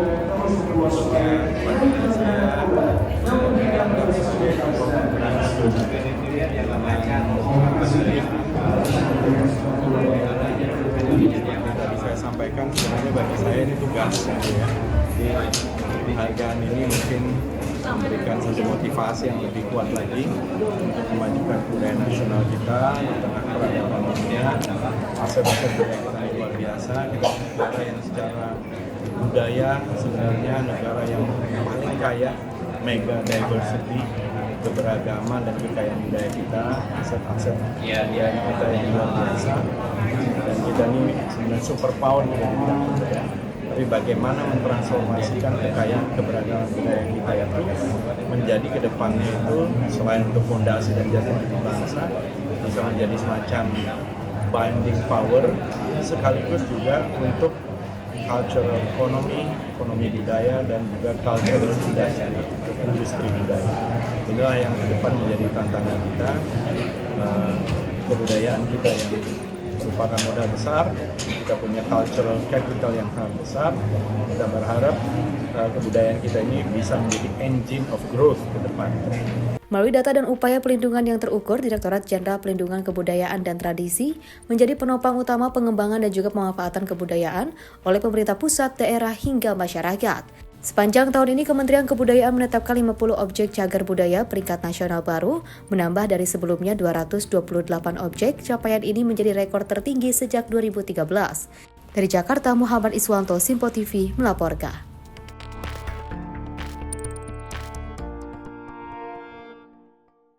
Pemirsa, maraknya aksi demo buruh menolak penetapan upah minimum provinsi atau UMP 2026 hingga ancaman pemogokan kerja oleh para serikat buruh.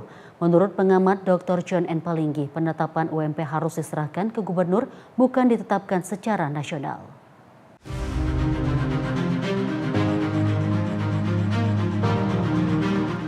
Menurut pengamat Dr. John N. Palinggi, kondisi ekonomi setiap daerah berbeda. Karena itu, penetapan UMP tidak boleh diseragamkan secara nasional. Ia menegaskan memaksa semua daerah menyamakan upah adalah mematikan pengusaha kecil menengah.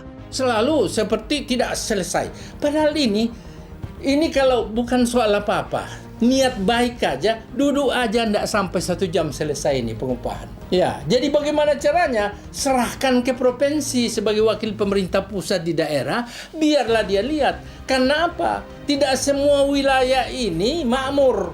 Tidak semua pengusaha itu sudah memiliki satu keuntungan besar.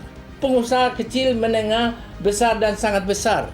Tidak bisa sangat besar dan besar disamakan dengan menengah. Itu namanya kalau ada pembinaan dan perlindungan buruh dan tenaga kerja, maka ada pembinaan perlindungan pengusaha.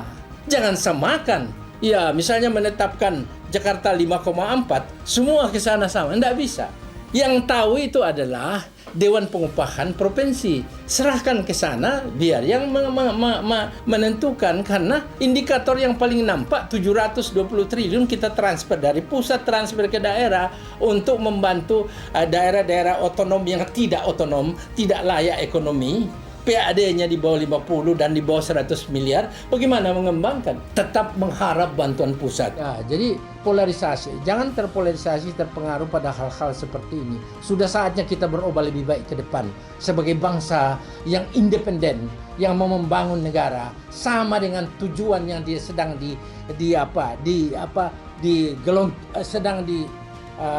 ikrarkan oleh Bapak Presiden. Menutup pernyataannya, John meminta semua pihak berhenti mendorong Presiden untuk turun langsung menangani polemik upah. Ia berharap masyarakat tidak mudah terprovokasi ajakan demo.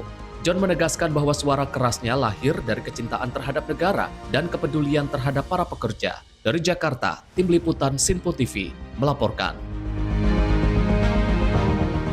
Kita lanjut informasi peristiwa 2 pekerja warung makan di Kebayoran Lama, Jakarta Selatan menjadi korban pembegalan HP sekelompok orang tak dikenal. Aksi begal HP ini terekam kamera pengawas. Beginilah aksi pembegalan yang terjadi di Jalan Panjang Cidodol, Grogol Selatan, Kebayoran Lama, Jakarta Selatan. Dalam rekaman CCTV menunjukkan 6 pelaku datang menggunakan 3 sepeda motor. Para pelaku langsung turun dan menyerang dengan mengacungkan senjata tajam ke arah korban. Saat ditemui, korban mengatakan dirinya bersama rekannya baru selesai membersihkan warung dan sedang beristirahat di depan toko. Salah satu korban, Fahmi Nur Hakim, mengaku sempat ditodong parang di bagian leher saat ponselnya dirampas. Awal dari itu semua berarti saya kan udah beres-beres, berarti beres-beres dari sebelah kan ini, terus saya ke warung Madura di pinggir sebelah. Di situ saya ngopi di sini di depan sama 2 anak. Terus habis itu baru beberapa saat ngopi itu ada 6 anak, 3 motor, berarti 3 motor, 2 yang 1 motor itu bawa parang semua. Yang bawa parang itu berapa orang, yang ngancam berapa orang, dan yang bawa motor itu berapa orang, Bang? Yang bawa motor itu berarti 3 orang, motornya 3 orang, yang ngancem 3 orang juga bawa parang semua. Itu 3 motor itu bonceng-boncengan atau sendiri-sendiri, Bang? Bonceng-boncengan semua. Berarti total berapa orang, Bang? Total berarti 6 orang. Meski diancam, korban tidak mengalami luka serius. Akibat kejadian ini, korban menderita kerugian sekitar 2 juta rupiah. Korban berencana melaporkan peristiwa tersebut ke pihak kepolisian. Dari Jakarta, jurnalis Sinpo TV melaporkan. Pemirsa, polisi mengamankan belasan pelajar yang diduga terlibat tawuran di Jalan Villa Mutiara Gading, Kelurahan Kebalen, Babelan, Bekasi, Jawa Barat. Selain mengamankan belasan pelajar, polisi juga mengamankan barang yang diduga sebagai alat tawuran, sejumlah sepeda motor dan telepon genggam.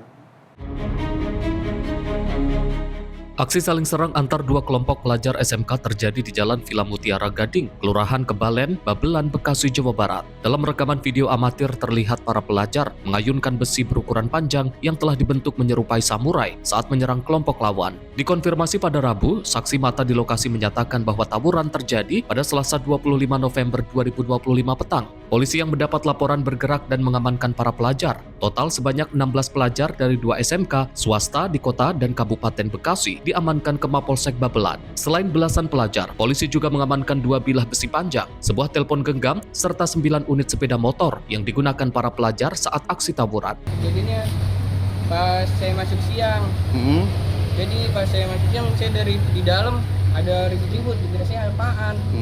Terus? Ada bentrokan, anak SMA. Yang satu dari arah sana, yang satu dari arah sana. Ketemu di sini dia bawa dia besi. Oh, besi.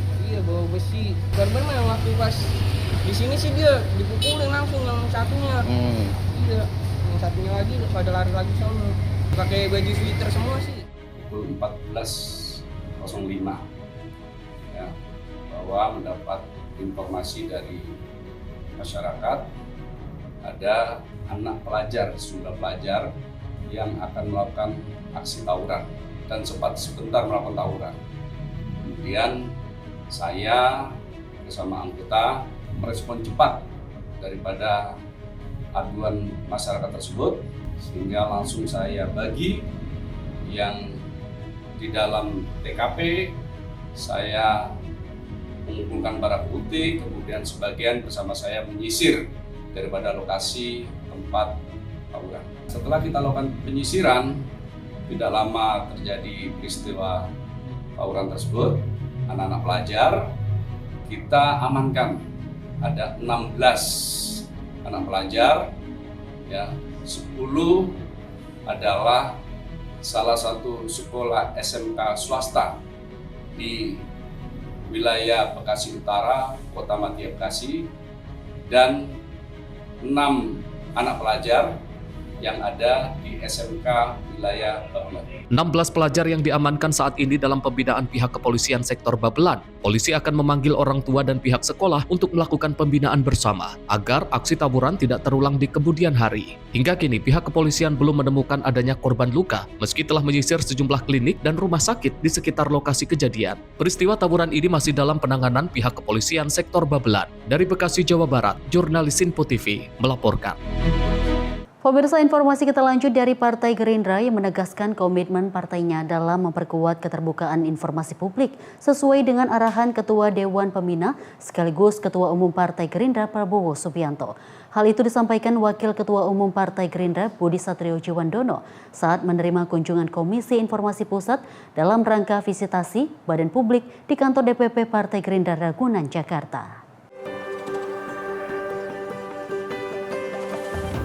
Wakil Ketua Umum Partai Gerindra Budi Satrio Djiwandono menegaskan partainya telah memegang teguh arahan Ketua Dewan Pembina sekaligus Ketua Umum Prabowo Subianto untuk mengedepankan transparansi dan akuntabilitas sebagai badan publik. Budi mengatakan Partai Gerindra telah meraih 8 penghargaan partai informatif sejak 2014. Menurutnya prestasi tersebut merupakan hasil kerja keras para kader muda yang giat bertugas di PPID Gerindra setiap harinya. Selain itu, Partai Gerindra juga berkomitmen akan terus memberikan informasi-informasi yang akurat dan mengedepankan semangat demokrasi, reformasi juga keterbukaan. Dari diskusi tadi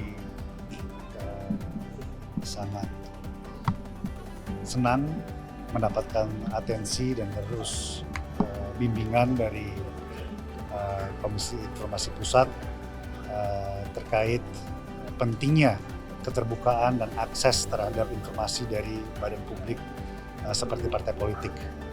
Partai Gerindra memegang teguh komitmen untuk menjadi partai yang transparan, akuntabel, memberikan informasi seluas-luasnya, dan kami akan terus berinovasi untuk menyediakan dan memberikan informasi ke publik sebaik-baiknya. Dari Jakarta, Sri Dewi Andayani, Mutia Anggiani, Sinpo TV melaporkan.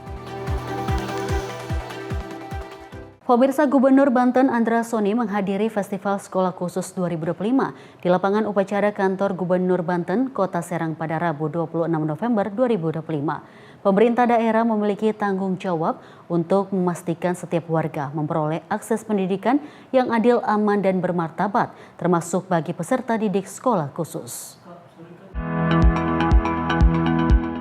Gubernur Banten Andra Soni menegaskan bahwa pembangunan pendidikan inklusif merupakan upaya menghadirkan keadilan bagi seluruh warga Banten tanpa terkecuali. Pemerintah Provinsi Banten berkomitmen memperkuat kebijakan serta penyelenggaraan pendidikan inklusif di seluruh wilayah sebagai fondasi dalam menciptakan masa depan pendidikan yang lebih merata. Alhamdulillah tadi tampil banyak anak-anak yang punya kelebihan, anak-anak yang punya potensi, anak-anak yang menunjukkan kepercayaan dirinya bahwa tidak ada ciptaan Tuhan yang gagal.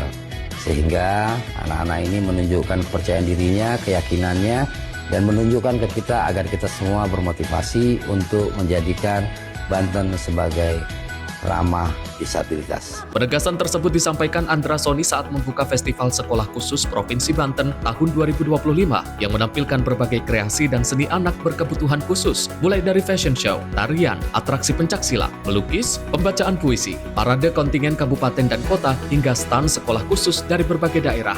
Ia menambahkan bahwa pemerintah daerah memiliki tanggung jawab untuk memastikan setiap warga memperoleh akses pendidikan yang adil, aman, dan bermartabat, termasuk bagi peserta didik sekolah khusus. Pada kesempatan tersebut, Gubernur turut memberikan apresiasi kepada para guru sekolah khusus yang telah mendedikasikan diri, mendampingi dan membimbing anak-anak berkebutuhan khusus. Tim redaksi Sinpo TV melaporkan. Kita lanjut informasi dari aksi pemalakan sopir truk yang terjadi di Jalan Raya Bekasi Cakung Barat Cakung, Jakarta Timur pada Selasa 25 November 2025. Aksi ini terekam kamera pengendara mobil dan viral di media sosial. Aksi pemalak seorang preman terhadap sopir truk di lampu merah di Jalan Raya Bekasi Cakung Barat Cakung, Jakarta Timur, Selasa 25 November 2025 viral di media sosial. Kamera HP pengendara mobil lain yang berada di samping truk korban merekam detik-detik seorang preman mendatangi dan menaiki pintu mobil korban. Diduga preman tengah memaksa sopir untuk memberikan sejumlah uang kepadanya. Bahkan pelaku juga diduga melayangkan pukulan kepada korban karena korban tak kunjung memberikan uang. Aksi ini tidak berlangsung lama karena pelaku kemudian segera pergi dan mencari mangsa lain. Aksi pemalakan sopir di lampu merah memang kerap terjadi karenanya sejumlah sopir truk resah dengan kondisi tersebut. Kalau bisa mah diatasi lah ya kan di sini juga nggak jauh lah dari pos-pos polisi ya kan. Ya. Terus untuk sopir ya nggak usah dikasih lah. Kalau bisa mah kalau ada orang-orang kayak gitu tutup aja kacanya. Kalau kayak gitu ya kayak hal biasa lah, apalagi kalau daerah Priuk ya di sono kan jauh-jauh Tengkareng ya kan ada aja yang kayak gitu, cuma kan gimana kitanya juga belum pernah ke ini sih, nggak apa-apa sih, viralin aja udah, viralin aja. Iya, besar biar ada apa, biar ada ntar siapa tahu ada yang lihat kan aparat ya kan, ditangkap-tangkapin nggak apa-apa, biasaan juga. Tak hanya itu, ia juga berharap agar pelaku dapat cepat ditangkap oleh pihak kepolisian. Dari Jakarta Timur, Joko Puji, jurnalis Sinpo TV, melaporkan. Pemirsa, tak hiraukan peringatan kedatangan kereta minibus tertabrak kereta hingga terlempar ke bantaran kali Cengkareng Drain pada Rabu 26 November 2025 malam. Peristiwa ini tidak menimbulkan korban jiwa. Beginilah detik-detik minibus tertabrak kereta saat melintas di perlintasan Jembatan Gantung Cengkareng, Jakarta Barat pada Rabu 26 November 2025 malam. Mobil yang dikendarai oleh Chan Riko, warga Kembangan melaju dari arah Dan Mogot menuju Kembangan. Saat mendekati rel, warga yang berjaga di perlintasan sempat memperingatkan pengemudi untuk berhenti. Namun pengemudi justru tetap berjalan pelan hingga kereta api bandara dari arah stasiun kota menuju Tangerang menabrak bagian belakang mobil hingga mobil terpental ke sisi rel sebelahnya. Sejumlah warga berupaya menolong pengemudi mobil dan mengeluarkannya. Namun naas, dari arah sebaliknya, KRL kembali menabrak bagian belakang minibus tersebut hingga terjatuh ke bantaran kali Cengkareng Drain. Kejadian ini menarik perhatian warga lainnya. Akibat kecelakaan, mobil dengan nomor polisi B1975BJY yang ringsek. Kan kereta mau lewat, saya stopin dulu. Dari sana, Mas Heru, sini saya stopin. Berhenti, motor pada berhenti. Nah, mobil tuh tahu gerak sendiri Pak. Aju, dan suruh mundur. Dia bilang mundur, mau main mati. Nah, akhirnya tabrak kan, belakang dia. mental ke depan. Nah pas di itu orangnya mau masuk lagi. Saya bilang, Pak keluar aja Pak, ngapain masuk? Kereta mau lewat lagi. Nah akhirnya dia keluar, kereta benar keluar. Kereta, apa? Gua bilang di sini. Jadi mobil itu ditabrak oleh 2 kereta dari berlawanan arah. Iya, benar. Jadi itu ceritanya lah. Mobil itu isinya berapa orang? Satu. Laki-laki perempuan? Satu. Dia kecepatan tinggi atau gimana sih? Pelan Pak, jalan pelan. Mobil itu pelan, jadi waktu dari arah dan Mogot. Nah itu kan udah dibilang kereta kita yang lain udah berhenti, motor, kayak mobil itu. Cuma dia doang gitu, jalan. Maksa. Yang nggak tahu maksa atau gimana ya. Oh jalan aja gitu. Nah mereka yang bingung. Itu apa? Kereta Pak. Mundur. Dia nggak mau mundur. Akhirnya dia maju. Saya pelan jalan. Akhirnya ketabrak. Kereta dari mana yang awalnya? Arah dari Tangerang, dari kota. Menuju Tangerang. Iya, itu awalnya. Nah, keduanya dari Tangerang. Terus masuk ke kali. Pak, itu kondisi supirnya gimana Pak? Baik-baik aja, di atas aja. Enggak terluka ya? Enggak.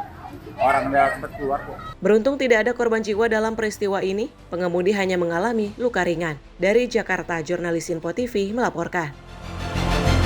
Kita lanjut informasi dari tim SAR yang terus melakukan pencarian dan juga evakuasi warga terdampak banjir dan tanah longsor di Kota Sibolga, Kabupaten Tapanuli Tengah, Sumatera Utara. Sampai dengan Rabu 26 November 2025, tim SAR mengevakuasi warga terdampak banjir di sejumlah titik diantaranya di wilayah Badiri, Sibabangun, Lumut, Sarudik, dan Tapian Nauli.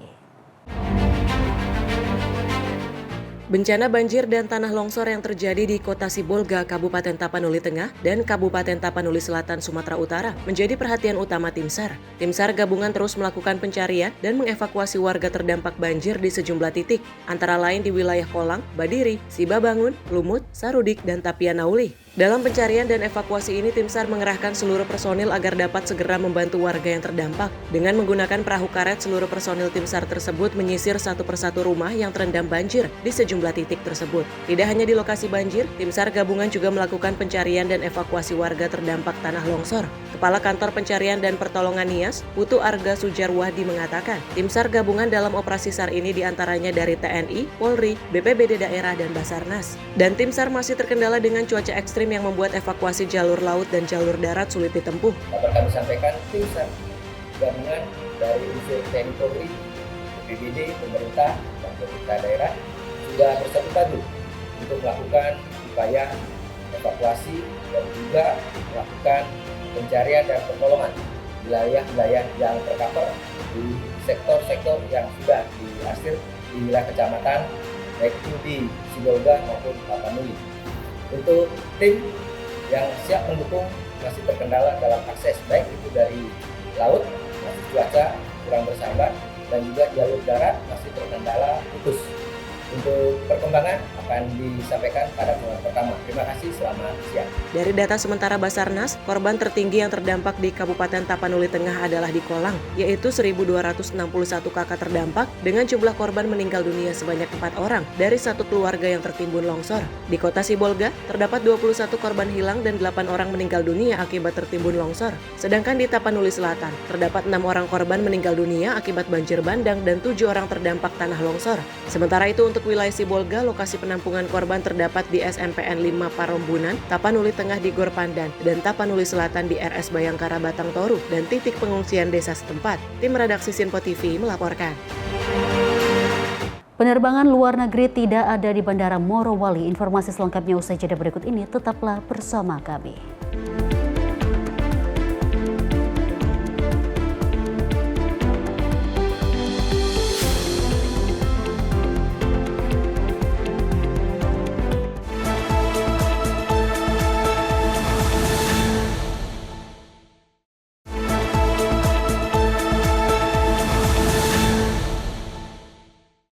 Terima kasih pemirsa, Anda kembali menyaksikan Menyapa Indonesia Pagi bersama saya Dewi Manik, dan informasi kita lanjutkan kembali. Pemirsa, TNI Angkatan Udara memastikan tidak ada pesawat asal luar negeri yang melintas melalui Bandara IMIP Morowali hingga saat ini. Kendati demikian, TNI AU telah mengerahkan sejumlah personilnya untuk mengamankan bandara tersebut.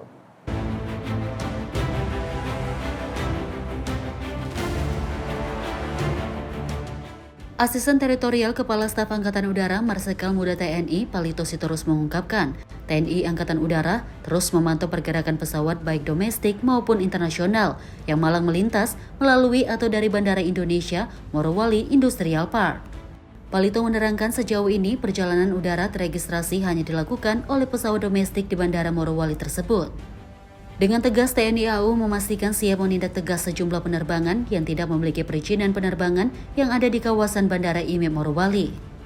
Diketahui memang respon ini diungkapkan TNI AU usai temuan Menteri Pertahanan Syafri Samsudin terhadap dugaan ilegalitas pengoperasian Bandara IMIP Morowali di Provinsi Sulawesi Tengah tersebut.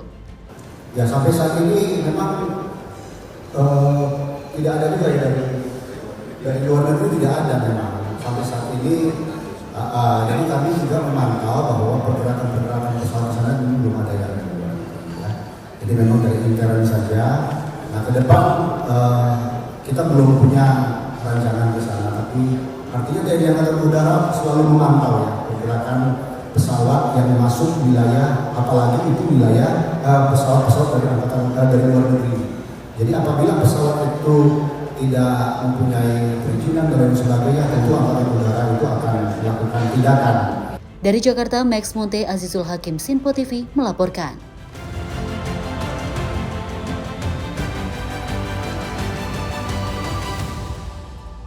Indonesia menegaskan posisinya sebagai acuan global dalam mengimplementasikan toleransi kehidupan antar umat beragama dan kebudayaan. Pernyataan tersebut disampaikan langsung oleh Direktur Diplomasi Publik Kemlu pada pembukaan Dialog Lintas Agama dan Budaya Indonesia Uni Eropa. Direktur Diplomasi Publik Kemlu RI, Anin Nigriawati, soroti peran sentral Indonesia di mata dunia. Ia menyebut bahwa Indonesia masih populer dan dipandang sebagai role model praktik keberagaman di kehidupan sehari-hari. Walaupun agenda serupa diadakan 13 tahun lalu, perubahan itu tetap ada, namun tidak mengurangi posisi Indonesia dalam penilaian secara global.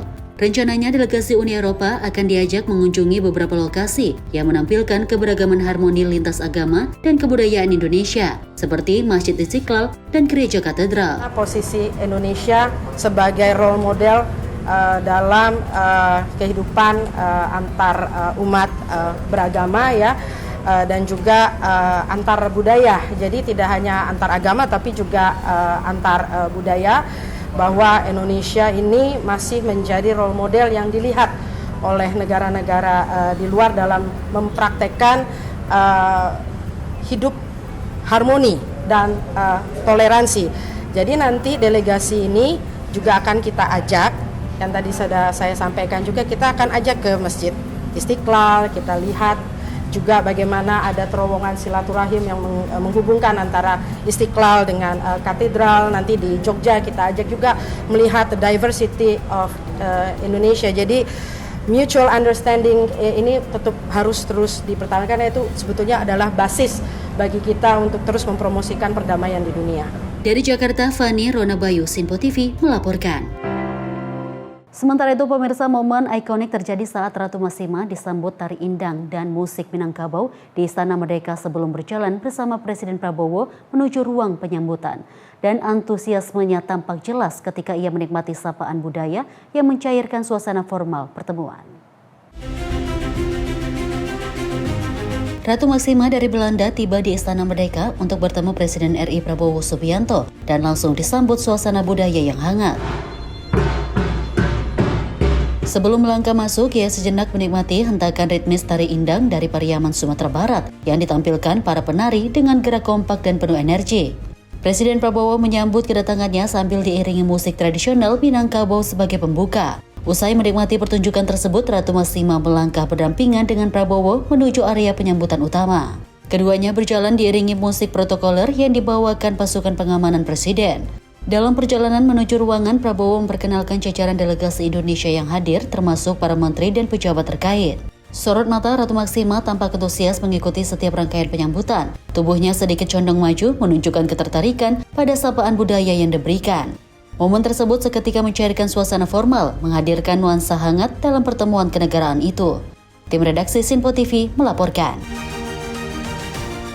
Kita lanjut informasi dari Presiden Prabowo Subianto yang menerima kunjungan Ratu Maksima dari Kerajaan Belanda di Istana Merdeka, Jakarta. Kunjungan Ratu Maksima ini dalam kapasitasnya sebagai United Nations Secretary General Special Advocate for Financial Health. Presiden Prabowo Subianto menerima kunjungan Ratu Maksima dari Kerajaan Belanda di Istana Merdeka, Jakarta. Dari pantauan di lokasi, tampak Ratu Belanda mengenakan baju merah, langsung disambut Presiden Prabowo Subianto setibanya di halaman Istana Merdeka, diiringi tari indang dari Sumatera Barat. Sejumlah menteri yang turut menyambut adalah Menteri Luar Negeri Sugiono, Menteri Sekretaris Negara Prasetyo Hadi, Menko Bidang Perekonomian Erlangga Hartarto, Sekretaris Kabinet Teddy Indrawijaya. Kemudian Menteri Pariwisata Widianti Putri Wardana, Wakil Menteri Dalam Negeri Ripka Haluk, Kepala Eksekutif Pengawas Perilaku Pelaku Usaha Jasa Keuangan, Edukasi, dan Perlindungan Konsumen OJK, Friderika Widyasari Dewi, Deputi Gubernur Bank Indonesia Destri Damayanti, dan jurnalis senior Najwa Shihab. Seperti diketahui, Ratu Maksima tiba di Indonesia pada Senin, 24 November 2025 malam. Kedatangannya untuk melakukan kunjungan kerja dalam kapasitasnya sebagai United Nations Secretary General Special Advocate for Financial Health. Dari Jakarta, Dio Malau, Sinpo TV melaporkan. Pemirsa, untuk mengisi komposit pasukan perdamaian di Gaza, TNI Angkatan Udara memastikan diri akan mengerahkan sebanyak 3.000 lebih personel. Di sisi lain, TNI Angkatan Darat menjadi matra dengan jumlah personel terbanyak, yakni 12.000.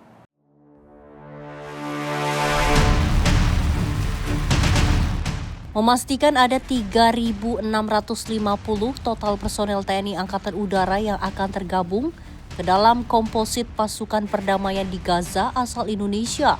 Sementara itu dari TNI Angkatan Darat menjadi penyumbang terbanyak dengan total 12.000 personel atau sekitar 60% dari kuota, serta TNI Angkatan Laut sebanyak 5.000 prajurit. Seluruh pengerahan personel ini dipersiapkan dengan matang, serta terintegrasi satu sama lain guna menyelaraskan langkah satu komando dan kebijakan di lapangan. Asisten Teritorial Kepala Staf Angkatan Udara Marsikal Muda TNI Palito Sitorus. Sekitar 3.660 orang. Nanti kita akan bergabung dengan pasukan Angkatan Darat, Angkatan Laut, yang komposit lah di sana. Jadi kita bergabung. Nah, nanti masalah kebutuhan pesawatnya kita sesuaikan dengan pemberangkatannya. Kan begitu. Tidak semua juga kita berangkatkan semua ke sana, tapi disesuaikan dengan berapa personel yang akan diberangkatkan. Dari Jakarta, Max Munte, Azizul Hakim, Sinpo TV melaporkan.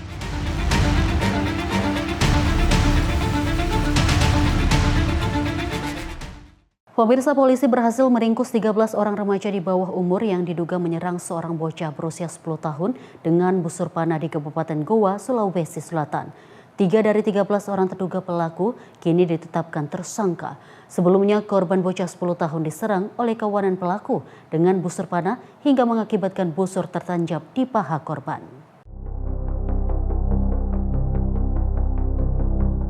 Tim gabungan dari unit Reskrim Polsek Barombong, Satuan Intelkam, dan Sareskrim Polres Goa langsung meringkus belasan remaja terduga pelaku penyerangan terhadap bocah berusia 10 tahun dengan busur panah di Jalan Bontomanai, Kecamatan Barombong, Kabupaten Goa, Sulawesi Selatan. Satu persatu terduga pelaku ditangkap dari sejumlah lokasi berbeda. Dari hasil pengungkapan terduga pelaku, polisi telah menangkap 13 orang remaja di bawah umur. 3 diantaranya kini telah ditetapkan tersangka dengan peran yang berbeda-beda. Masing-masing tersangka A dan R berperan membusur korban dan H yang memiliki busur panah.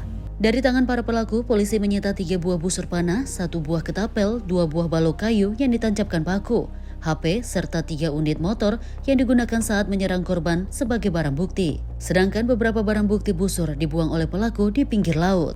Dari hasil pengembangan, dapat kami sampaikan bahwa kami telah mengamankan 13 terduga pelaku, yang mana dari 13 terduga pelaku tersebut, kami telah memfaktakan dan 3 orang kami telah naikkan statusnya menjadi tersangka. Tim gabungan Polres Goa dan Polsek Barombong berhasil mengamankan seluruh terduga pelaku. Sebelumnya, korban FH bocah 10 tahun diserang dan dibusur oleh kawanan pelaku saat sedang menuju tempat kursusnya di Kecamatan Barombong, Kabupaten Goa. Akibat penyerangan tersebut, korban mengalami luka tertancap busur di paha dan harus dilarikan ke Rumah Sakit Bayangkara Makassar untuk menjalani operasi. Hingga kini 10 terduga pelaku dan 3 lainnya yang ditetapkan tersangka masih menjalani pemeriksaan di ruang Satreskrim Polres Goa, Sulawesi Selatan. Dari Kabupaten Goa, Sulawesi Selatan, jurnalis Info TV melaporkan. Pemirsa, Kementerian Haji dan Umroh secara resmi melantik pejabat struktural sebagai bagian dari penataan kelembagaan dan percepatan transformasi layanan haji dan umroh. Prosesi pelantikan dipimpin langsung oleh Menteri Haji dan Umroh Muhammad Irfan Yusuf di Kementerian Haji dan Umroh Jakarta Pusat. Kementerian Haji dan Umroh resmi melantik pejabat struktural sebagai bagian dari penataan kelembagaan dan percepatan transformasi layanan haji dan umroh. Pelantikan berlangsung di Kementerian Haji dan Umroh Jakarta Pusat yang dipimpin langsung oleh Menteri Haji dan Umroh Muhammad Irfan Yusuf. Adapun pejabat struktural tersebut yakni Eselon 1, Eselon 2, Eselon 3 hingga Eselon 4, serta dilanjutkan nantinya untuk kloter kedua yang akan diisi khususnya di provinsi maupun kabupaten. Teman-teman media sekalian, alhamdulillah setelah melalui waktu yang panjang, kami yang memulai Badan Penyelenggara Haji dengan 2 orang, saya Kepala Badan Penyelenggara Haji, Bang Daniel sebagai Wakil Kepala Badan Haji. Setelah proses setahun, alhamdulillah hari ini kita sudah menjadi Kementerian Haji dan hari ini kita melantik sejumlah pejabat Eselon 1, 2, 3, dan 4. Ini adalah pelantikan kloter pertama. Nanti akan disusul dengan pelantikan berikutnya, termasuk dengan pelantikan untuk pejabat-pejabat vertikal di provinsi maupun kota dan kabupaten. Sekali lagi terima kasih atas dukungan teman-teman media, dukungan masyarakat Indonesia. Mudah-mudahan kita mampu dan siap mengemban amanah yang cukup berat, amanah menjalankan bersamai para tamu-tamu Allah, berangkat ke Tanah Suci, berangkat sehat, menjalankan ibadah dengan sehat, pulang pun dengan sehat, dan menjadi haji yang mabrur. Dengan adanya pelantikan struktural para pejabat ini, diharapkan dapat menjalankan amanah dengan para jemaah umroh dan haji. Dari Jakarta, Farizal Davariskiano, Info TV melaporkan. Kementerian Sosial memastikan korban bencana alam yang terjadi di kawasan Tapanuli Raya mendapatkan bantuan sosial. Hingga kini koordinasi dengan pemerintah daerah setempat terus dilakukan guna bantuan sosial yang diberikan tepat sasaran.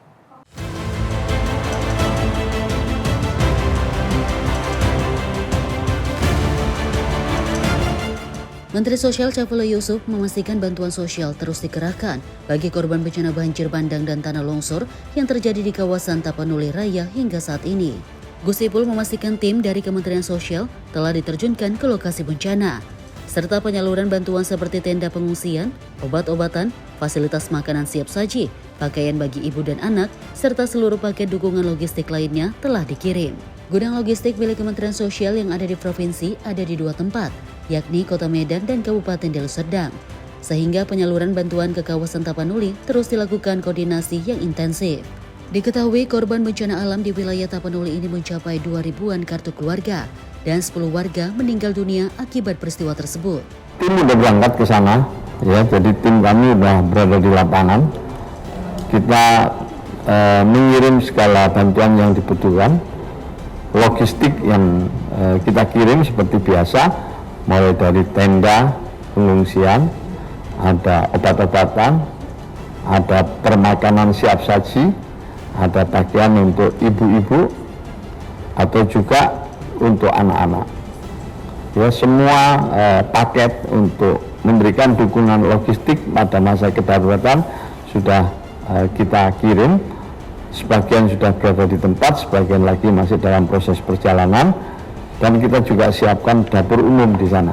Yang juga perlu kami sampaikan, memang hari-hari ini masih tahap evakuasi ya, untuk mereka yang memerlukan satu pertolongan agar bisa berada di tempat yang lebih aman, dan itu dilakukan oleh TNI, Polri, Basarnas, dan kader-kader terlatih. Dari Jakarta, Max Ronabayu, Sinpo TV melaporkan. Kita lanjut informasi dari puluhan perempuan di Bogota turun ke jalan dalam peringatan Hari Internasional Penghapusan Kekerasan Terhadap Perempuan. Mereka menyampaikan tuntutan tegas agar pemerintah Kolombia bertindak menghentikan femisida yang terus membahayakan hidup kaum perempuan.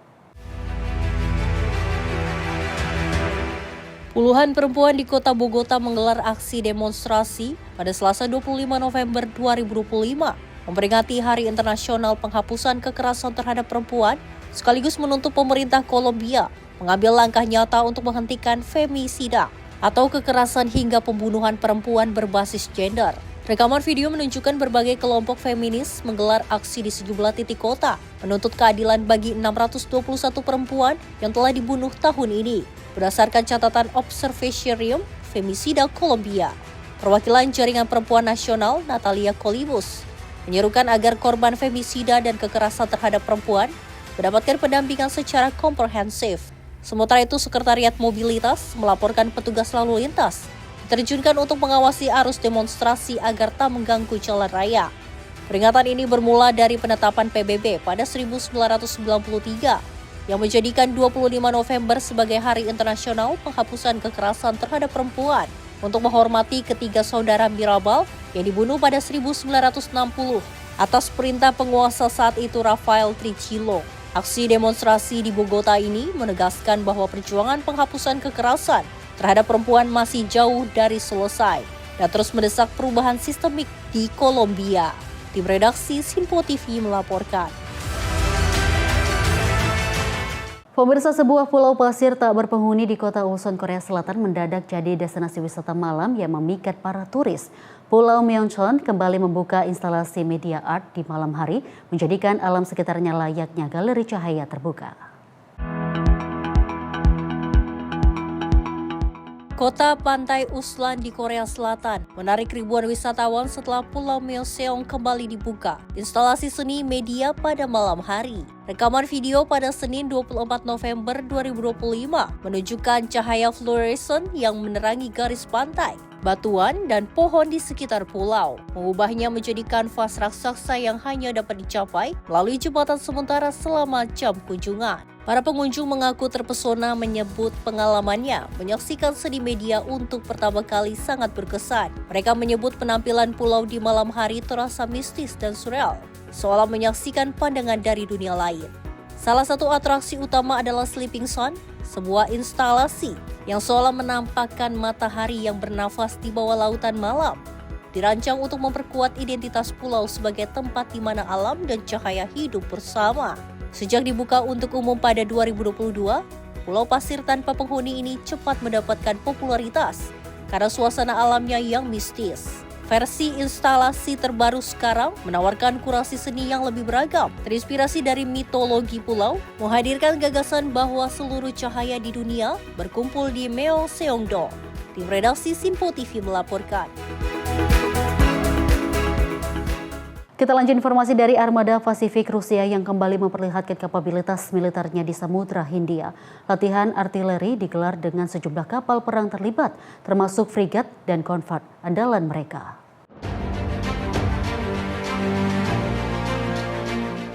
Kru kapal perang Armada Pasifik Rusia menggelar latihan artileri di perairan Samudra Hindia pada Rabu 26 November 2025.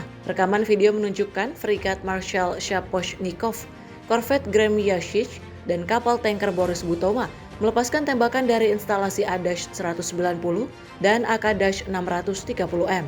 Menurut Kementerian Pertahanan Rusia, para pelaut melatih unsur taktis perang laut melawan kekuatan permukaan yang merepresentasikan musuh, serta menyelesaikan beragam tugas latihan tempur sebagai bagian dari agenda latihan.